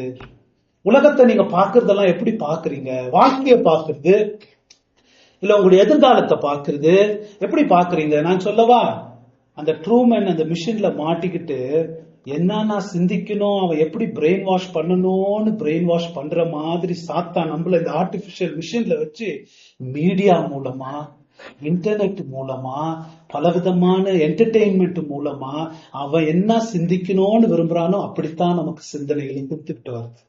அந்த ட்ரூமன் மாதிரி செயற்கையான சிந்தனைகளை உடையவர்களாக நம்ம மனசு மாறிக்கிட்டு வருது. நம்ம மனசு யோசிச்சு பாருங்களேன்.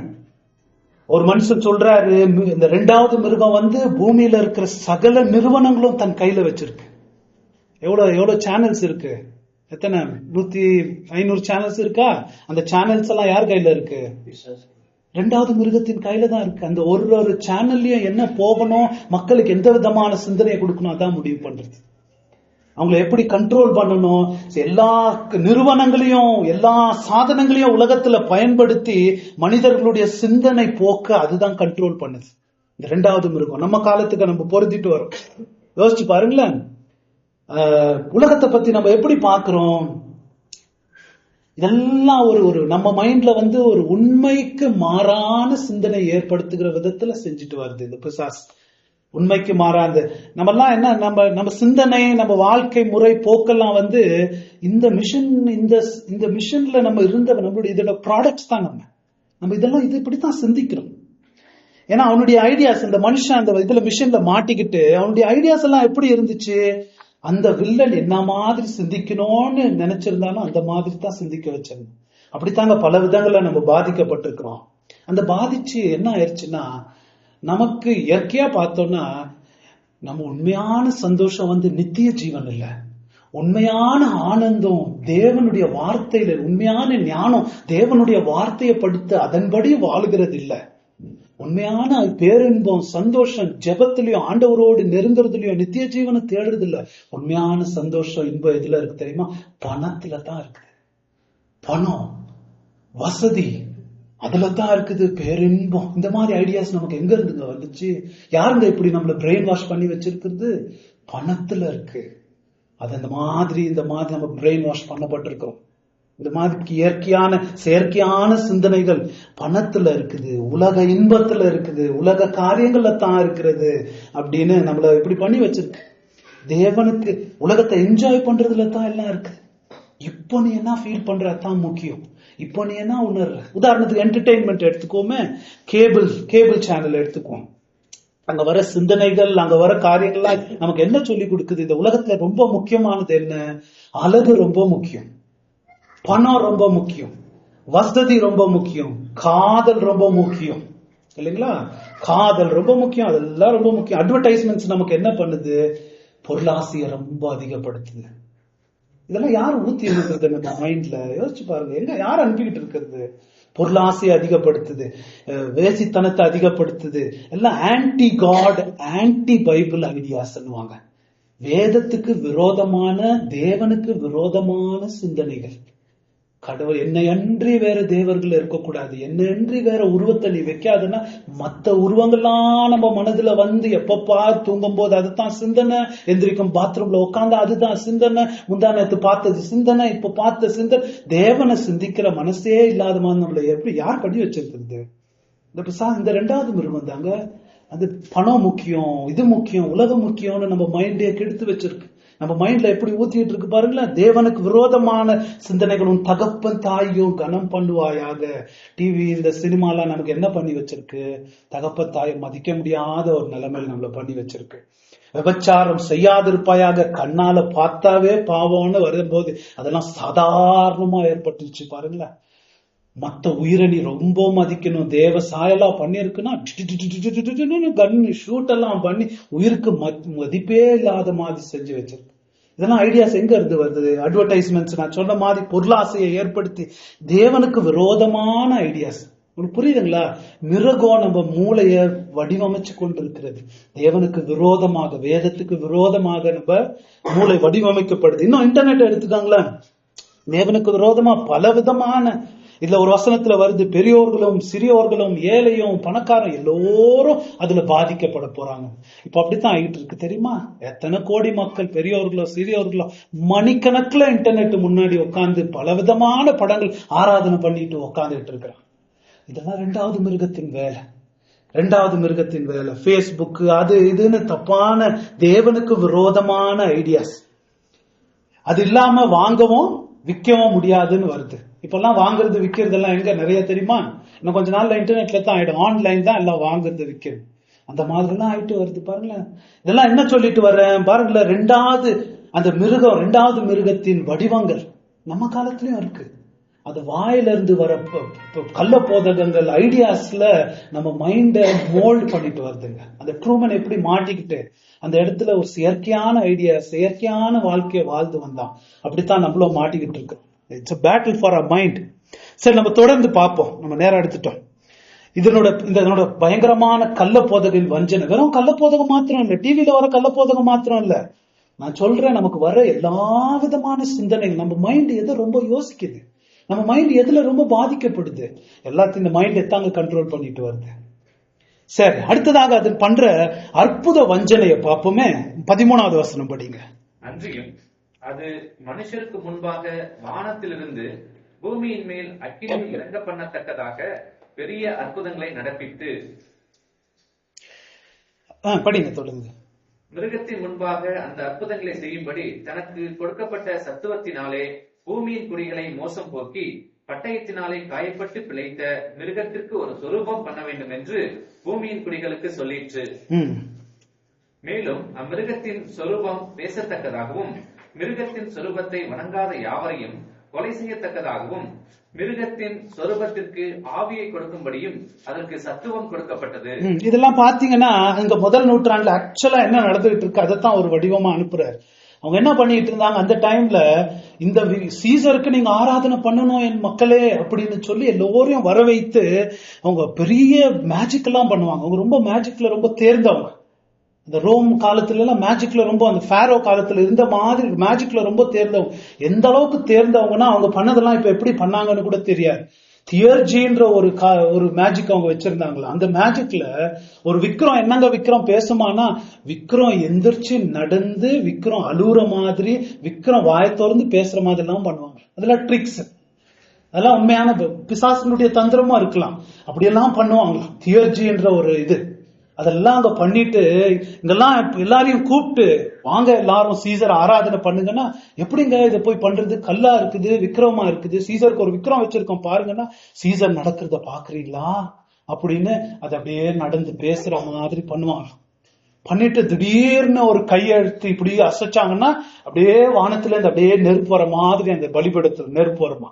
பாருங்கள் எல்லோருமே நன்மையானவர்களே, சீசரை விட பெரிய தேவன் உண்டா, சீசரே கர்த்தர்னு எல்லாரும் கீழே அந்த ஜனங்க இப்ப உழுவுறாங்க இல்லைங்களா, எத்தனையோ பேரு அந்த மாதிரி எல்லாரும் அந்த வஞ்சனையில உழுவாங்க. அப்படிலாம் பண்ணிட்டு இருந்தாங்க. அதைத்தான் அவர் அங்க எழுதுறாரு. இப்படி எல்லாம் நடந்துகிட்டு இருக்கு. அதெல்லாம் வஞ்சனை, மோசம். நம்ம ஒண்ணு தெரிஞ்சுக்கணும், இது பழைய ட்ரிக்கு, இதெல்லாம் புதுசு இல்ல. நம்ம மோசே காலத்துல நடக்கல, மோசே பெரிய அற்புதங்களை செஞ்சாரு, அதை பார்த்து அந்த ஃபேரோடைய இவங்களும் செய்யல. இதெல்லாம் ட்ரிக்ஸ். இப்போ பண்ணலாம், பிசாசுனால அற்புதம் செய்ய முடியாதா? என்ன நினைக்கிறீங்க? ஐயோ, நிறைய செய்யும், நிறைய செய்யும். ஒண்ணு தெரிஞ்சுக்கணும், ஒரு பவர் வெளிப்படுறதுனால, ஒரு அற்புதம் வெளிப்படுறதுனால விஷயமே இல்லைங்க. அதுல கடவுள் இருக்கிறாருன்னு நம்ம சொல்லவே முடியாது. ஒரு அற்புதம் பவர் வர்றதை பத்தி விஷயமே இல்ல. மோசஸே நமக்கு வார்னிங் பண்ணி இருக்கிறார், இயேசு கிறிஸ்துவ வார்னிங் பண்ணி இருக்கிறார். பல கள்ள தீர்க்கதரிசிகள் போட்டு பெரிய அடையாளங்களும் அற்புதங்களையும் செய்து கூடுமானால் தெரிந்து கொள்ளப்பட்டவர்களையும் வஞ்சிப்பாங்க, செய்வாங்கன்றாங்களே. அந்த செய்யறதுனால, பவர் வெளிப்படுறதுனால அதுல கடவுள் இருக்கிறாருன்ற விஷயமே இல்லை. நம்ம ஊர்ல இது தெரிஞ்சுக்கணும். அதுல எல்லாம் விஷயம். அதை செய்யறதுனால தேவ வசனத்தின் பக்கம் நம்மளை கொண்டு வந்து தேவனுடைய வார்த்தையின்படி நம்ம நடக்க வச்சு அவர் கற்பனையின்படி நம்ம வாழ்க்கை நடத்துறாங்களோ அதுல தாங்க இருக்கு விஷயம். பவர் வெளிப்படுறதுனால பெரிய விஷயம் இல்லை. பெரிய அற்புதம் நடந்துருச்சு, பெரிய வல்லமை நடந்துருச்சு. சரி, என்ன பிசாசு கூட செய்ய முடியும்னு வேதம் மோசேவே வார்ன் பண்ணி இருக்கிறார் நிறைய இடத்துல. அந்த மாதிரி வந்தாங்கன்னா நீங்க தேவனை விட்டு போறதுக்கு ஜாக்கிரதையா இருங்க, அது கடவுள் உங்களை டெஸ்ட் பண்றதுக்கு கூட அனுப்புறாருன்னு சொல்லி இருக்கிறார். நம்ம ஊர்ல பாருங்களேன், பெரிய இதுதாங்க நம்ம ஊர்ல கத்துக்க வேண்டியது. வெறும் பவர் வர்றதுனால அது கடவுள்ன்றது இல்ல, கடவுள்ன்றது இல்ல. பவர் தான் எல்லாம் நினைக்கிறாங்க, ஆனா வேதம் அப்படி சொல்றது இல்ல. பாருங்களேன் இதோட வஞ்சனை. ஒரு டைம்ல ஒரு மனுஷன் இருந்தா, அந்த மனுஷன் வந்து நிறைய அற்புதங்களை செய்யறான்னு சொல்லி நிறைய பேரை இழுத்துக்கிட்டாங்க பக்கம். கூட்ட கூட்டமா போவாங்க அவருடைய அற்புதத்துக்கு. என்னன்னா அவர் திடீர்னு அவர் மீட்டிங்ல என்ன செய்வாரு, கர்த்தர் என்னோடு பேசுகிறார். என்ன, அந்த 7வது D5ல உட்கார்ந்து இருக்கிற மேரி, உனக்கு இடுப்பு வலி இருக்கிறது என்று கர்த்தர் எனக்கு சொல்லி இருக்கிறார், இன்று உனக்கு சுகமளிக்க போறார் தேவன் அப்படின்ன உடனே திடீர்னு பார்த்தா D5ல மேரி தான் உட்கார்ந்து இருக்கும். எந்திரிச்சு வந்து பார்த்தா அவர் கைய வைப்பாரு, தலை சுத்தி அந்த அம்மா கீழே விழுந்து எந்திரிச்சு என் நடிப்பு வலி அருமையா சரியாயிருச்சு அப்படின்னு பெரிய சாட்சி கொடுக்கும். என்ன பண்ணாங்க, இது கொஞ்ச நாளுக்கு முன்னாடி நடந்தது. என்ன அது எப்படி இவருக்கு தெரியும் அப்படின்னு பார்த்தோம்னா, எல்லாரும் மீட்டிங்க்கு வருவாங்க இல்லைங்களா, வரும்போது எல்லாருக்கும் ஒரு கார்டை கொடுப்பாங்க. கார்டை கொடுத்துட்டு உங்க பேர் என்ன, உங்களுக்கு ஜெப தேவைகள் என்ன இருக்கு, எது என்ன வியாதின்னு எழுதுவாங்க. அதுல பேக் பெயின் எழுதி வச்சிருப்பாங்க. அந்த பேக் பெயின் எழுதிட்ட உடனே அங்க போய் உட்காந்துக்குவாங்க. மேரி எழுதிட்டு போயிருக்கோம்.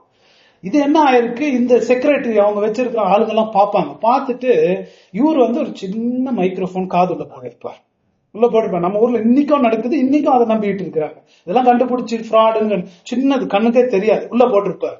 அந்த அம்மா மேரி ஒரு கார்டை பார்த்துட்டு, ஓ இவங்க மேரின்னு பார்த்துட்டு மைக், அந்த அம்மா மைக் வச்சுட்டு இவருக்கு ஓதும்.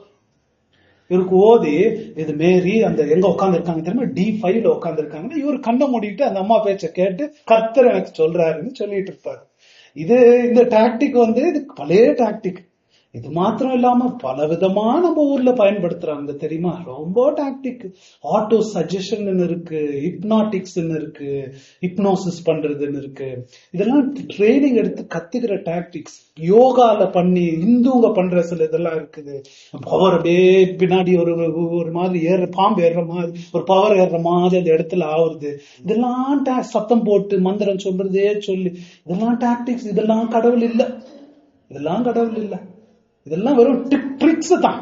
அந்த காலத்துல பண்ணிக்கிட்டு இருந்த ட்ரிக்ஸ் மாதிரி இந்த காலத்துல சில ட்ரிக்ஸா பண்றாங்க. அது இல்ல, அதை விட பெருசு அற்புதம் இங்க நடக்க போகுதுன்னு வருது. இதுக்கே நம்ம ஆளுங்க விழுந்துடுறாங்க. இதுக்கெல்லாம் நிப்பாங்களா? அதை விட பெரிய அற்புதங்கள் வானத்துல இருந்து வர்றதெல்லாம் போட்டிருக்கு. பிசாசு அப்படி எல்லாம் கொண்டு வரும் பாருங்களேன், பெரிய வஞ்சனைகள். அதான் நம்ம பாத்துக்கணும். ஆனா இவங்களுடைய குறிக்கோள்னா என்னன்னு பாக்கணும். ஏன் இதெல்லாம் செய்யறாங்க, ஏன் இதெல்லாம் உண்மையான சிலுவை பக்கம் வராம உண்மையான சுவிசேஷத்தை கேட்டு மனம் திரும்பி அதுக்கு ஏற்ற வாழ்க்கை ஜீவனுள்ள தேவனை ஆவியோடு ஆராதிக்காதபடிக்கு இந்த பக்கம் திரும்பி ஒரு அந்தி கிறிஸ்துவ அவங்க ஆராதிக்கணும். தேவ வசனத்தின் பக்கமே அவங்க போகக்கூடாது அப்படின்னு செய்யற ஒரு பிசாசு, 2வது மிருகத்தின் வஞ்சனை. அதுதான் அங்க செய்யறான். அவங்களுடைய பிள்ளைகள்லாம் இன்னைக்கு எப்படி செயல்படுறாங்க பாருங்களேன், எப்படி பயங்கரமா நடக்கிறத பார்க்கணும். அதான் நம்ம ஒண்ணு புரிஞ்சுக்கணும், வல்லமா பவர் நடக்கிறதுல ஒரு விஷயமா இல்லை. அது எங்க கொண்டு போய் விடுது, மக்களை ஜீவனுள்ள தேவன் பக்கம் திரும்பி அவருடைய கற்பனைகள் படி வாழ்ந்து அவர் வசனத்துல வளர மக்களை வைக்குதா? அது இல்லைன்னா அது பிசாசு கிட்ட இருந்து வருது. தெளிவா பார்த்துடலாம். எவ்வளவு பெரிய பவரே வரட்டும், ஏன் செத்தவங்க உயிரோடுமே எழும்பிட்டோம், பிசாசு கூட செய்ய முடியும். அது செஞ்சாலும் அது எங்க போய் முடியுது, தேவன் பக்கம் உண்மையான சுவிசேஷம் பக்கம் திரும்பலன்னா அது வந்தது பேய்கிட்ட இருந்து வந்துச்சு.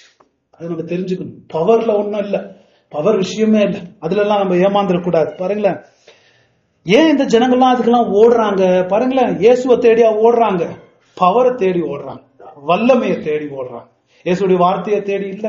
ஒரு வசனம் படிப்போம், 2 தெசலோனிக்கர் 2:9.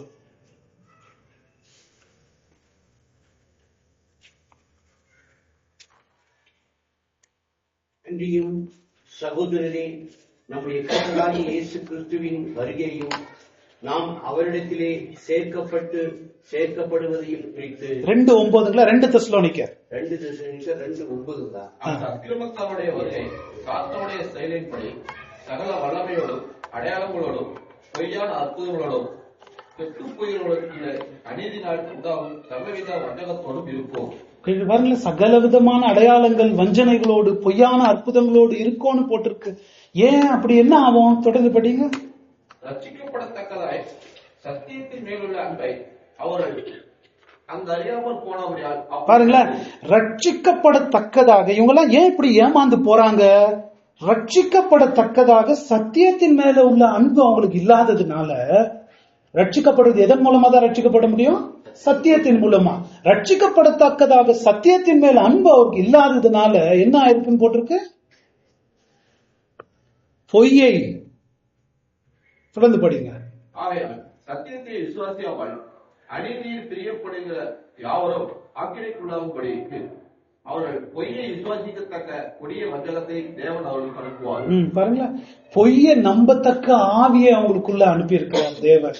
இப்படிதான் காடெல்லாம் வச்சு ஏமாத்துறாங்களே, இப்படி எல்லாம் இது பண்றாங்களேன்னு அதைத்தான் நாங்க நம்புவோம். ஏன்னா அந்த ஆவி தான் கடவுள் அவங்களுக்கு கொடுத்திருக்கிறாரு. என்ன பண்றது? சத்தியத்தை நம்புகிற ஆவி அவங்களுக்கு இல்லாத போனதுனால பொய்யை நம்பத்தக்கதாக வஞ்சனையான ஆவியை அவங்களுக்கு கொடுத்து இப்படித்தான் ஓடுறாங்க ஜனம். வஞ்சனையான ஆவியை பெற்றுக்கொண்டு தான் இரண்டாவது மிருகத்தின் அற்புத வஞ்சனையை பார்க்கிறோம். சரி, அந்த ரெவலேஷன் தொடர்ந்து படிங்களா, நம்ம விட்ட வசனத்துல இருந்து. மனுஷருக்கு முன்பாக வானத்திலிருந்து பூமியின் மேல் அக்கினி இறங்க பண்ணத்தக்கதாக பெரிய அற்புதங்களை நடப்பித்து மிருகத்தின் முன்பாக அந்த அற்புதங்களை செய்யும்படி தனக்கு கொடுக்கப்பட்ட சத்துவத்தினாலே பூமியின் குடிகளை மோசம் போக்கி பட்டயத்திலே காயப்பட்டு பிழைத்த மிருகத்திற்கு ஒரு சொரூபம் பண்ண வேண்டும் என்று பூமியின் குடிகளுக்கு சொல்லிற்று. மேலும் அம்மிருகத்தின் சொரூபம் பேசத்தக்கதாகவும் மிருகத்தின் சொரூபத்தை வணங்காத யாவரையும் கொலை செய்யத்தக்கதாகவும் மிருகத்தின் சொரூபத்திற்கு ஆவியை கொடுக்கும்படி அதற்கு சத்துவம் கொடுக்கப்பட்டது. பாருங்களேன், அதெல்லாம் அந்த காலத்துல செஞ்சுகிட்டு இருந்த சீசருடைய உருவத்துக்கு அவங்க செஞ்சுகிட்டு இருந்த இதெல்லாம் அவர் சொல்ற. அப்புறம் தொடர்ந்து அது சிறியோர் பெரியோர் ஐஸ்வர்யவான்கள் தரித்திரர் சுயாதீனர் அடிமைகள் இவர்கள் யாவரும் தங்கள் தங்கள் வலது கைகளிலாவது நெற்றிகளிலாவது ஒரு முத்திரையை பெறும்படிக்கும் அந்த மிருகத்தின் முத்திரையாவது அது நாமத்தையாவது அது நாமத்தின் இலக்கத்தையாவது தரித்துக் கொள்ளுகிறவன் தவிர வேறொருவனும் கொல்லவும் விற்கவும் கூடாதபடியும் செய்தது. பாருங்களேன், அது பயங்கரமான காரியங்கள் அங்க செய்யறது. அந்த காலத்துல அப்படியெல்லாம் நடந்திருக்கு. ஏன்னா இவங்க ஆராதிக்காத சீசரை ஆராதிக்காதவங்களுக்கு பெரிய வறுமை. ஸ்மிர்னா சபை உங்களுக்கு ஞாபகம் இருக்குங்களா? அதுல உன்னுடைய வறுமையை நான் பாக்குறேன்ற, நீ ரொம்ப ஐஸ்வர்யவனா இருக்கே. அவங்க வறுமையா போனாங்க.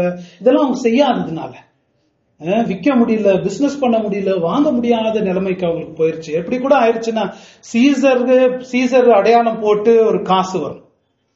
அதான் காசு அந்த காலத்துல சீசர் அடையாளம்.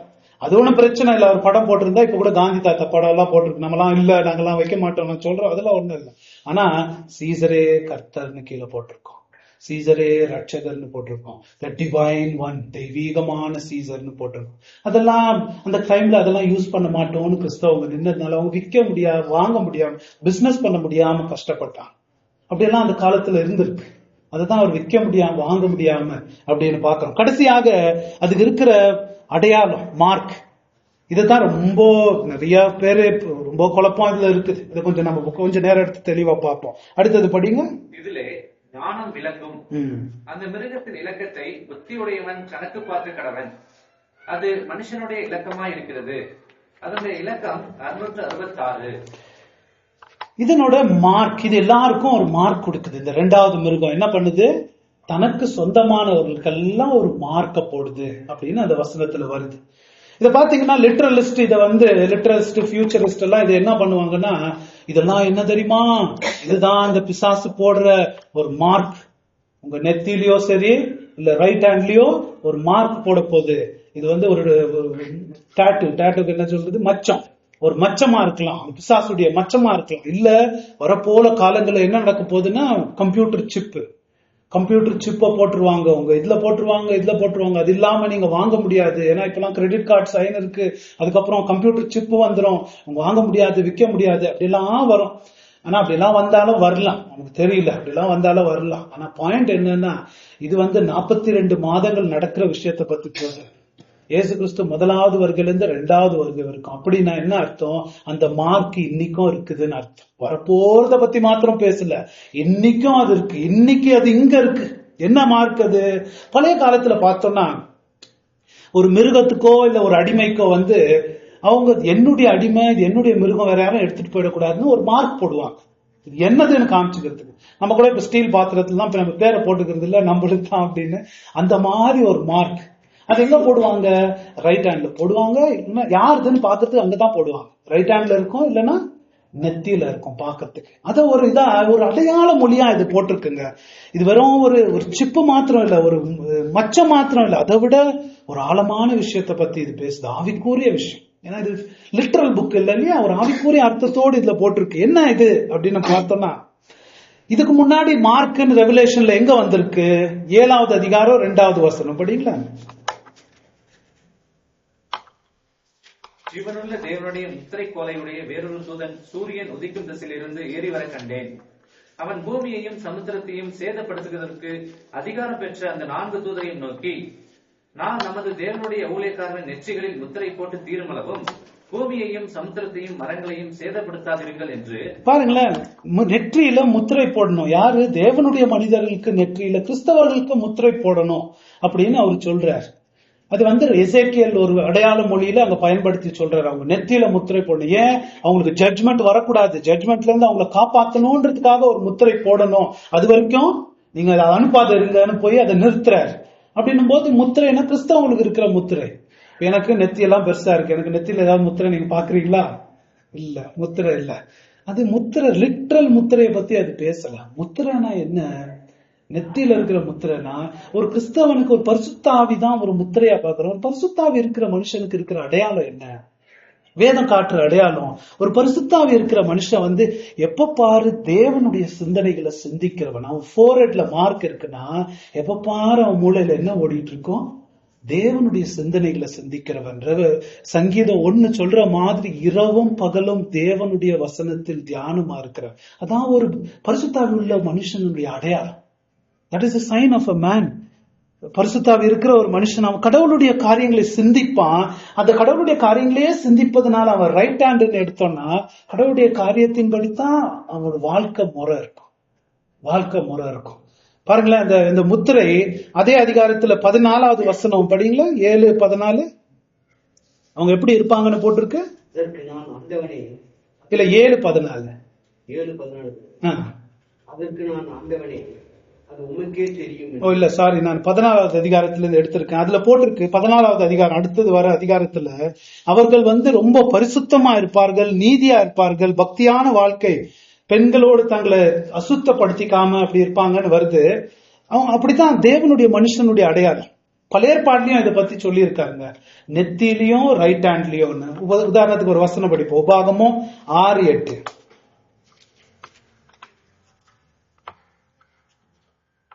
அவைகளை உன் கையின் மேல் அடையாளமாக கட்டிக்கொள்வாயாக, அவைகள் உன் கண்களுக்கு நடுவே ஞாபகக்குறியாய் இருக்க கடவது. என்ன சொல்றாரு? எதை கட்டிக்கணும்ன்றார் ஆண்டவர்? என்னுடைய வார்த்தைகள். இஸ்ரவேல் ஜனங்களுக்கு அவர் சொல்லும் போது, எப்பா என்னுடைய வார்த்தைகளை நீ இரவும் பகலும் நீ படிக்கணும், வீட்டுல தூங்கும் போது, படுக்கும் போது, எந்திரிக்கும் போதும் பிள்ளைகளோடு பேசணும். நீ அதை உன் கையில கட்டிக்க, நெத்தியில கட்டிக்க, கண்களுக்கு நடுவுல கட்டிக்கணும், நெத்தியில கட்டிக்க. என்ன சொல்றாரு? அந்த யூதருங்க என்ன பண்ணாங்க தெரியுமா? அவங்களும் லிட்டரலா எடுத்துக்கிட்டு ஒரு பாக்ஸ்ல ஆண்டவருடைய வசனத்தை எழுதிட்டு இங்க ஒண்ணு தொங்க விட்டுக்குவாங்க. கையில கட்டிக்கணும்னு சொல்லிட்டாரு ஆண்டவர், இங்க ஒரு வசனத்தை தொங்க விட்டுக்குவாங்க. இன்னைக்கு கூட பண்றாங்க யூதர்களை பாத்தீங்கன்னா. சில பேர் அந்த எத்தனிக் ஜூஸ் இன்னைக்கு கூட அப்படி தொங்க, அதுவா ஆண்டவர் சொல்றாரு. அதை பார்த்தா நச்சித்துக்க போற ஒரு பாக்ஸ போட்டுக்கிட்டான் நெத்திலையோ கையிலயோ. அதெல்லாம் ஆண்டவர் சொல்றது. எப்ப பாரு என்னுடைய வசனத்தை நீ சிந்திக்கிறவனா இருக்கணும், என்னுடைய வசனத்தை இரவும் பகலும் நீ சிந்திக்கிறவனா இருக்கணும். அந்த வசனத்தின்படி ரைட் ஹேண்டுனா நம்ம வாழ்க்கை எப்படி நடத்துறோம், அதன்படி நீ செய்கிற உன் வாழ்க்கை முறை எப்படி இருக்கணும், அதன்படி இருக்கணும். அதைத்தான் அவர் சொல்றார்.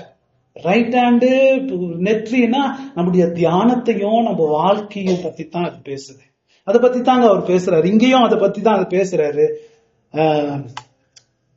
இங்க பாத்தீங்கன்னா அதே அந்த மிருகம் என்ன பண்ணுது, எல்லாத்தையும் காப்பி அடிச்சுட்டு வருது இல்லைங்களா? திரியேக தேவம் பண்றது. அவர் எப்படி முத்திரை போட்டிருக்காரு தன்னுடைய ஜனங்களுக்கு, இதுவும் தன்னுடைய ஜனங்களுக்கு, தனக்கு சொந்தமானவர்களுக்கு ஒரு முத்திரை போடுது. இது என்ன முத்திரை போடுது பாருங்களேன்? சாத்தானுடைய முத்திரை. அதனோட குறிக்கோளே என்ன? அந்த முத்திரையை போடணும். தன்னுடைய மக்கள் யாரு, தன்னுடைய கண்ட்ரோல்ல இருக்கிறவங்க யாரு அப்படின்னு பார்த்து அவங்களுக்கு முத்திரை போடுது. எப்படி முத்திரை போடுதுன்னு நம்ம யோசிச்சோம்னா, சாத்தானுடைய சிந்தனை நம்ம சொல்றோம் இல்லைங்களா, பல விதத்துல மனுஷனுடைய மைண்ட்ல அவனுடைய சிந்தனைகளை ஓதி ஓதி விட்டு அவங்களுடைய மைண்ட பிரெயின் வாஷ் பண்ணி அவங்கள கொஞ்சம் கொஞ்சமா அவன் விரும்புற மாதிரி சிந்திக்க வச்சு என்ன பண்ணுது தெரியுமா, ஒரு டைம் வந்துக்கும் அவங்களுக்கு முத்திரை போட்டுருது. இவன் என் சிந்தனையே தான் சிந்திப்பான், இவன் என்னுடைய காரியத்தையே தான் இவன் சிந்திப்பான் அப்படின்னு அவங்களுக்கு அப்படி பண்ணி விட்டுருது சாத்தான். சாத்தானுடைய சிந்தனைகள் ஏன் பாருங்களேன், நம்ம இதுல பார்த்த மாதிரி உலகத்துல நம்ம காரியங்கள் சிந்திக்கிற காரியங்கள், மீடியா என்டர்டெயின்மெண்ட் அதெல்லாம் நம்ம சிந்திக்கிறது, அது நம்ம பார்த்துட்டு விட்டுற மாதிரி இல்ல. சில தப்பான காரியங்கள் அது நம்ம மனசுல ஒரு கோட்டையை கட்டிக்கிட்டு வருது. புரியுதுங்களா? கொஞ்சம் கொஞ்சமா கொஞ்சம் கொஞ்சமா கொஞ்சம் அது போயிடாது, வளர்ந்துகிட்டே வருது. உள்ளுக்குள்ள வளர்ந்து வளர்ந்து வளர்ந்து ஒரு டைம்ல என்ன ஆகும், நம்மளை கூட்டு ஒரு இடத்துக்கு கூட்டு போயிட்டு வருது. ஒரு இடத்துக்கு நம்மளை கூட்டு போகுது. இந்த உலகத்தின் சிந்தனைகள், சாத்தானுடைய சிந்தனைகள் அதெல்லாம் கூட்டு வருது. சாத்தானுடைய சிந்தனைகள்னா என்னங்க? அவனுடைய ஆரம்ப சிந்தனைகள் எப்படி இருந்துச்சு? முதல்ல அவன் வாய் திறந்த உடனே என்ன சொன்னான், என்ன பண்ண வச்சான்? மெய்யாகவே தேவனுடைய வார்த்தை உண்மையா, நீ சாகவே மாட்டாய். அதான் சாத்தானுடைய சிந்தனைகள். சாத்தானுடைய சிந்தனை எப்படி? அதான் கடவுளுடைய வார்த்தையின் மேல நமக்கு நம்பிக்கை இல்லாத செய்யறது தான் அவனுடைய சிந்தனை. அதுதான் அவனுடைய முயற்சிய. ஆண்டவருடைய வார்த்தையை நம்ம நம்ப கூடாது, ஆண்டவருடைய வார்த்தையிலேயே நம்ம நம்ப கூடாது, தரித்திருக்க கூடாது. அதுக்கு தேவையான எல்லா காரியத்தையும் பலவிதமா அவன் செய்வான். ஆண்டவருடைய வார்த்தையில நம்ப கூடாது. ஒரு பரிசுத்தாவி உள்ள மனுஷன் இரவும் பகலும் தேவனுடைய வசனத்தில் தியானமா இருப்பான். அவன் மைண்டெல்லாம் தேவ வசனத்துல நிறைஞ்சிருக்கோம்னா அப்படிப்பட்ட கிறிஸ்தவர்களை எங்கெங்க பார்க்க முடியுது? இப்பெல்லாம் யோசிச்சு பாருங்க. நம்மளும் சபையா இருக்கிறோம், நீங்க எப்படி இருக்கிறீங்க? இரவும் பகலும் தேவனுடைய வசனத்தை தியானிக்கிறவர்களா, இல்ல இந்த மாதிரி பலவிதமான மீடியா அங்க இங்க வர சிந்தனை தான் அவங்க மனசுல ஓடுகிற உலக சிந்தனைகள், பிசாசின் சிந்தனைகள், அதுக்கு தான் இடம் கொடுத்துக்கிட்டு கோட்டையை கட்டிக்கிட்டு வரீங்களே? அது அங்கோடு நிக்காது. அது உங்களை ஒரு இடத்துக்கு கூட்டு போயிட்டு இருக்கு, ஒரு கோட்டையை கட்டிக்கிட்டு இருக்கு. கோட்டையை கட்டின பிறகு அந்த கோட்டையை இடிக்கவே முடியாது ஒரு டைம்ல. இல்லங்க பணம் உங்களுக்கு அந்த நிம்மதி கொடுக்காது, இல்ல அந்த கோட்டை கட்டியாச்சு, கேட்க மாட்டாரு. இல்லங்க பாவம் அந்த நிம்மதியை கொடுக்காது, அதுக்கு பின்னாடி போவாதீங்க, இல்ல கேட்க மாட்டாரு. கோட்டையை கட்டியாச்சு, முத்திரை போட்டாச்சு, இனிமே அது கேட்காது. அந்த மாதிரி மைண்ட்ல நம்ம மைண்ட்ல வேலை செஞ்சுட்டு வருது. It's a battle for the mind. உங்களுக்கு புரியுதுங்களா? ரொம்ப முக்கியமா நான் புரிஞ்சுக்கணும்னு பாக்குறேன். நீங்க நம்ம மைண்ட் அது போர் செய்ய பாக்குது, பலவிதமான சிந்தனைகளை கொடுத்து. ஆனா தேவன் நம்மளுக்கு எப்படி விரும்புறாரு பாருங்களேன். இப்ப எங்கங்க தேவனுடைய வசனத்தின் அதிகாரம், தேவனுடைய வசனத்தை நம்புறதுன்றதே மக்கள் ரொம்ப அரிதா போயிட்டாங்க. எத்தனை பேர் இருக்கிறாங்க? எல்லாரும் சொல்றது நாங்க பைபிளை நம்புறோம். எங்க எப்போல படிக்கிற பைபிள நீ? உன் மைண்ட்ல ரொம்ப என்ன ஓடுது? அதுதான் தேவனுடைய முத்திரை இருக்கிறதுக்கு அடையாளம். இரவும் பகலும் என் வசனத்தை நெத்தியில கட்டிக்க, கையில கட்டிக்கனா என்ன? எப்ப பார் தேவ வசனத்தை சிந்திச்சு கொண்டிருக்கு. அது என்ன சிந்திக்கிறோம் நம்ம மைண்ட்ல? அதான் அந்த பிசாசுடைய முத்திரை, வேற ஒண்ணும் இல்ல. அவனுடைய சிந்தனைகள், தேவ வசனத்துக்கு மேல சந்தேகம், ஆண்டவருடைய வாக்கு தத்தங்கள் மேல சந்தேகம். அதனாலதான் பைபிள ரொம்ப பேர் படிக்கிறது இல்ல. ஏன் நம்ம பைபிள்லாம் ரொம்ப படிக்கிறது? இரவும் பகலானா இதை விட்டா எனக்கு வேற வேணாம் இல்ல, என் மைண்ட் எல்லாம் இதனாலதான் மோல்ட் ஆகணும்னு ஏன் பைபிள படிக்கிறது இல்ல? மெய்யாகவே தேவன் இதெல்லாம் படிச்சுட்டு அவனை காப்பாத்திடுவாரா? இது இருந்தா, பைபிள் ஒண்டி இருந்தா அவனுக்கு போதுமா? எப்ப பார் பைபிள்ல இருந்தா பொழைச்சிருவியா? அவன் செய்வதெல்லாம் வாய்க்கோன்னு வாக்கு தத்தம் பண்ணியிருக்கேன். ஆனா அதை நம்ப விடாம நம்மள பல விதங்கள்ல சிந்தனை போக்குல நடத்துறது பிசாசுடைய பெரிய தந்திரம், இரண்டாவது மிருகத்தினுடைய தந்திரம். தேவனுடைய வசனத்தை நம்பாதனால, அந்த சத்தியத்தை நம்ம சந்தேகப்படுறதுனால தாங்க ஆண்டவருடைய வசனத்தை நம்ம அது என்ன பண்ணுது? ஆண்டவருடைய வசனத்தை நம்புறது இல்ல. ஈவ் என்ன பண்றா நெக்ஸ்ட்? ஆண்டவருடைய வசனத்தை நம்ப ஆண்டவர் எதை தடை செஞ்சிருக்காரோ அதை புடுங்கி புடுங்கி புடுங்கி சாப்பிடுறது. அதுதான் ரைட் ஹேண்ட்ல வேலை செய்யறது. முதலாவது இங்க ஆண்டவருடைய வசனத்தின் மேல சந்தேகம், ஆண்டவருடைய வசனத்தை நம்புறதுல இரவும் பகலும் தேவனுடைய இதுல நெத்தியில அந்த முத்திரை இல்ல, எப்ப பார் சந்தேகம். அதனால பலவிதமான சிந்தனைகள் மனசுல ஓடுது, சந்தேகப்பட்டுக்கிட்டு. அதனால என்ன ஆகுது? தேவன் எதை தடை செஞ்சிருக்காரோ ரைட் ஹேண்டு அதைத்தான் புடுங்க புடுங்க போகுது. இதுதான் பிசாசுடைய முத்திரை. இன்னைக்கு இல்லையா கோடானி கோடி மக்கள் நடந்து போயிட்டு இருக்கிறாங்க, அவங்க நெத்தியில எல்லாம் என்ன இருக்குது? இந்த மிருகத்தின் முத்திரை இருக்கு.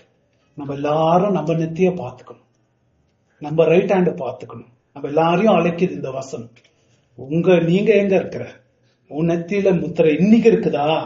உன் ரைட் ஹேண்ட் எங்க இருக்குது? நம்ம யாரோ பக்திமானுங்க தான் இரவும் பகலும் தேவ வசனத்தை, நம்ம எல்லாம் ஆர்டினரி கிறிஸ்டியன்ஸ். உலகத்துல நம்ம பாக்குறோம் இல்லையா, நம்ம பிள்ளைங்கள்லாம் டிவியை பாக்குது, நம்ம பிள்ளைங்கள்லாம் உலகத்துக்கு போயிட்டு வருது. 12 மணி நேரம் இந்த இன்ஃபெக்ஷன் நிறைந்த உலகம், அந்த ஆர்டிபிஷியல் உலகத்துல சிந்தனைகளா மனசுல ஓடுது. அவங்களுக்கு நம்ம வச்சு ஒரு அரை மணி நேரம் ஒரு குடும்ப ஜெபத்தை நடத்தக்கூடாது? இன்ஃபெக்ஷனா நிறைஞ்சிருந்துச்சுன்னா அதுக்கு வேக்சினேஷன் போடணும்னு பொழைக்கிறதுக்கு. வேக்சினேஷன் என்ன? தேவ வசனம் தான் வேக்சினேஷன். ஒரு குடும்பத்தில் ஒரு ½ an hour பிரேயர் நடத்த முடியலன்னா இன்னும் கொஞ்ச நாள் எங்கெங்க நிக்க முடியும்? அந்த குடும்பம் எங்கெங்க அந்த பிள்ளைங்க எல்லாம் பக்தியில வளர முடியுது? எப்படி நடத்த முடியும்? சிந்தனை எல்லாம் உலக சிந்தனை ஓடுது. அது 12 மிருகம் பயங்கரமா சிந்தனைகளை புகுத்திக்கிட்டு இருக்கு. அதுக்கு ஒரு வேக்சினேஷன் போடுறது இல்ல. வீட்டுல ஒரு ½ an hour அந்த உலகத்துல தான் நம்ம வாழ்றோம். ஒரு ½ an hour குடும்ப ஜெபம் நடத்தக்கூடாது. ஆண்டவருடைய சிந்தனை, ஆண்டவருடைய வசனம், அது படிக்கிறவர்களா நம்ம இருக்கக்கூடாது. அது படிக்கலன்னா எப்படி நம்ம வளர போறோம்? யோசிச்சு பாருங்க. இன்னைக்கு நடக்குது பிராக்டிக்கல் லைஃப். நம்ம நெத்தியில என்ன இருக்கு? மிருகத்தின் முத்திரையா, பிசாசின் முத்திரையா? தேவ வசனத்தின் அதிகாரத்தை நம்ம நம்புறோமா? இரவு பகலும் தியானிக்கிற மனுஷன் பாக்கியவான் நம்ம நம்புறோமா? அந்த வாழ்க்கையின் போக்கு நமக்கு இருக்குதா? நம்ம மைண்ட்ல என்ன ஓடுது? அதை தான் நம்ம சிந்திச்சுக்கணும். ரொம்ப முக்கியமான பாடம் அதுதான். ரொம்ப ஜாக்கிரதையா இருக்கணும். ஜெயம் கொள்ளுகிறவன் பாக்கியவான். ஒரே ஒரு காரியத்தை ஒண்டி சொல்லி முடிச்சிடுறேன். அந்த மிருகத்தின் முத்திரையை பத்தி என்ன போட்டிருக்கு? அது நம்பரு 666. என்ன இது 666? நிறைய பேர் என்ன பயங்கரமா சொல்லுவாங்க, இதுதான் நீரோ, இதுதான் போப், இதுதான் முகமது, இதுதான் ஹிட்லர், இதுதான் WWW வருது இல்லைங்களா, வேர்ல்டு வைட் வெப், இதுதான் இன்டர்நெட் 666. அதான் என்ன சொல்ல பாக்குறாங்கன்னா, அந்த காலத்துல ஒரு கெமிட்ரியான ஒரு கேம். அதாவது என்னன்னா, உங்க பேருக்கு இருக்கிற ராணின்னு ஒரு வார்த்தை இருந்துச்சுன்னா அதுக்கு ஒரு நம்பர் இருக்கும். அந்த நம்பரை போட்டு, நான் ரொம்ப விரும்புகிறது 526 பேர் இருக்கு, நம்பர் இருக்கிறவங்க அப்படின்னா 526. ஓ ராணியா, ஓ ஆஹா நல்லா சொல்லிட்டேன். அந்த மாதிரி ஒரு கேம் இருக்கும். அந்த மாதிரி கேமை தான் ஜான் ஆடுறாருன்னு எல்லாரும் அப்படி பண்ணிட்டு இருப்பாங்க. ஜான் அதை பத்தியே பேசல. நம்பரை ஜான் யூஸ் பண்றது எதுக்குன்னா, ஒரு ஆவிக்குரிய அர்த்தத்தை அவர் சொல்றாருங்க. 12,000 சொல்றாரு. எதுக்கு? 1,44,000 ஜனங்கன்றாரு. எதுக்கு? தேவனுடைய மொத்த ஜனங்க. இன்னொரு இடத்துல 10 கொம்புங்கன்றார். எதுக்கு? அதுக்கு ஃபுல் பவர் இருக்கு அப்படின்றார்.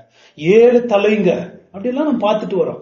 இன்னும் நம்ம நம்பரை யூஸ் பண்றது ரொம்ப எக்கச்சக்கமா ஒரு நம்பரை யூஸ் பண்றாரு. இதுல ரெவலேஷன்ல 7 சபைகள், 7 முத்திரைகள் இல்லைங்களா, 7 எக்கால சத்தம், 7 கண்கள், 7 கொம்பு. என்ன அதுக்கு 7னா என்ன? பரிபூர்ணம், பெர்ஃபெக்ஷன். 6னா என்ன? பரிபூர்ணம் இல்லாதது. அது மனுஷனுடைய நம்பர். மனுஷனை எத்தனாவது நாள்ல உருவாக்குனார் ஆண்டவர்? 6வது நாள்ல மண்ணுல உருவாக்குனார். பரிபூர்ணம் இல்ல மனுஷன். ஓய்வு நாள் இல்லாம, 7வது நாள் இல்லாம, ஆண்டவர் இல்லாம அவன் பரிபூர்ணம். அவன் நடக்கிறது செய்யறது எதுவுமே ஆண்டவர் இல்லாம உருப்பட போறது எல்லாம் மண்ணா தான் போக போகுது. பாபிலோன கட்டினா ஆரம்பத்துல, நான் கட்டி விடுகிறேன் அப்படின்னு பெருசா கட்ட போனோம். என்ன ஆச்சு? ஒன்னும் இல்லாம போச்சு. இப்ப இந்த மிருகம், இந்த ஜனங்கள்லாம் சேர்ந்துகிட்டு முத்திரை போட்டவங்க சேர்ந்து ஒரு பாபிலோனை கட்ட போறாங்க. நம்ம பார்க்க போறோம். அது மண்ணாதான் போக போகுது கடைசியில. இந்த 6 வர்றது என்னன்னா, தோல்வி, ஃபெயிலியர் தான் அர்த்தம். பரிபூர்ணம் இல்ல. ஏன் 3 வாட்டி 6 வரணும்? அதனோட தீவிரத்தை உணர்த்துறதுக்கு. இது 3 அசுத்த திரியேகம் ஏற்படுத்தினது இல்லையா? இது வலு சர்ப்பம், அந்தி கிறிஸ்து, அந்த கள்ள தீர்க்கதரிசி, அவங்க 3 பேருக்கும் ஒரு நம்பர் 6 தான். என்னதான் ஆட்டம் போட்டாலும் அவங்க முடியறது எங்க முடிய போகுது? மண்ணுல தான் முடிய போகுது. ஒன்னும் இல்லாம தான் முடிய போகுது. இந்த மாதிரி இந்த பிசாசு சிந்தனைகள், பெரிய ஹைடெக் உலகக்கரையான சிந்தனைகளை சிந்திச்சுக்கிட்டு தேவ வசனத்தை இரவும் பகலும் தியானிக்காத மனிதர்கள், அவங்களுடைய முடிவெல்லாம் எங்க போக போகுது? மண்ணுல தான் முடிய போகுது. ஃபெயிலியரா தான் முடிய போகுது. பரிபூர்ணம் இல்லாம முடிய போகுது. 666 அந்த மைண்டா நமக்கு இருக்கு. உலக மைண்டு, உலகத்தின் காரியம், உலகத்தின் இச்சைகளோ ஒளிந்து போகும். தேவனுடைய சித்தத்தை செய்கிறவனே சதா காலங்களும் இருப்பான் அப்படின்னு வேதம் நமக்கு சொல்லுது. சிந்திச்சு பாருங்க. ரொம்ப ஆழமான காரியங்களை படிச்சிருக்கிறோம். சரி, நம்ம ஜெபம் செய்வோம்.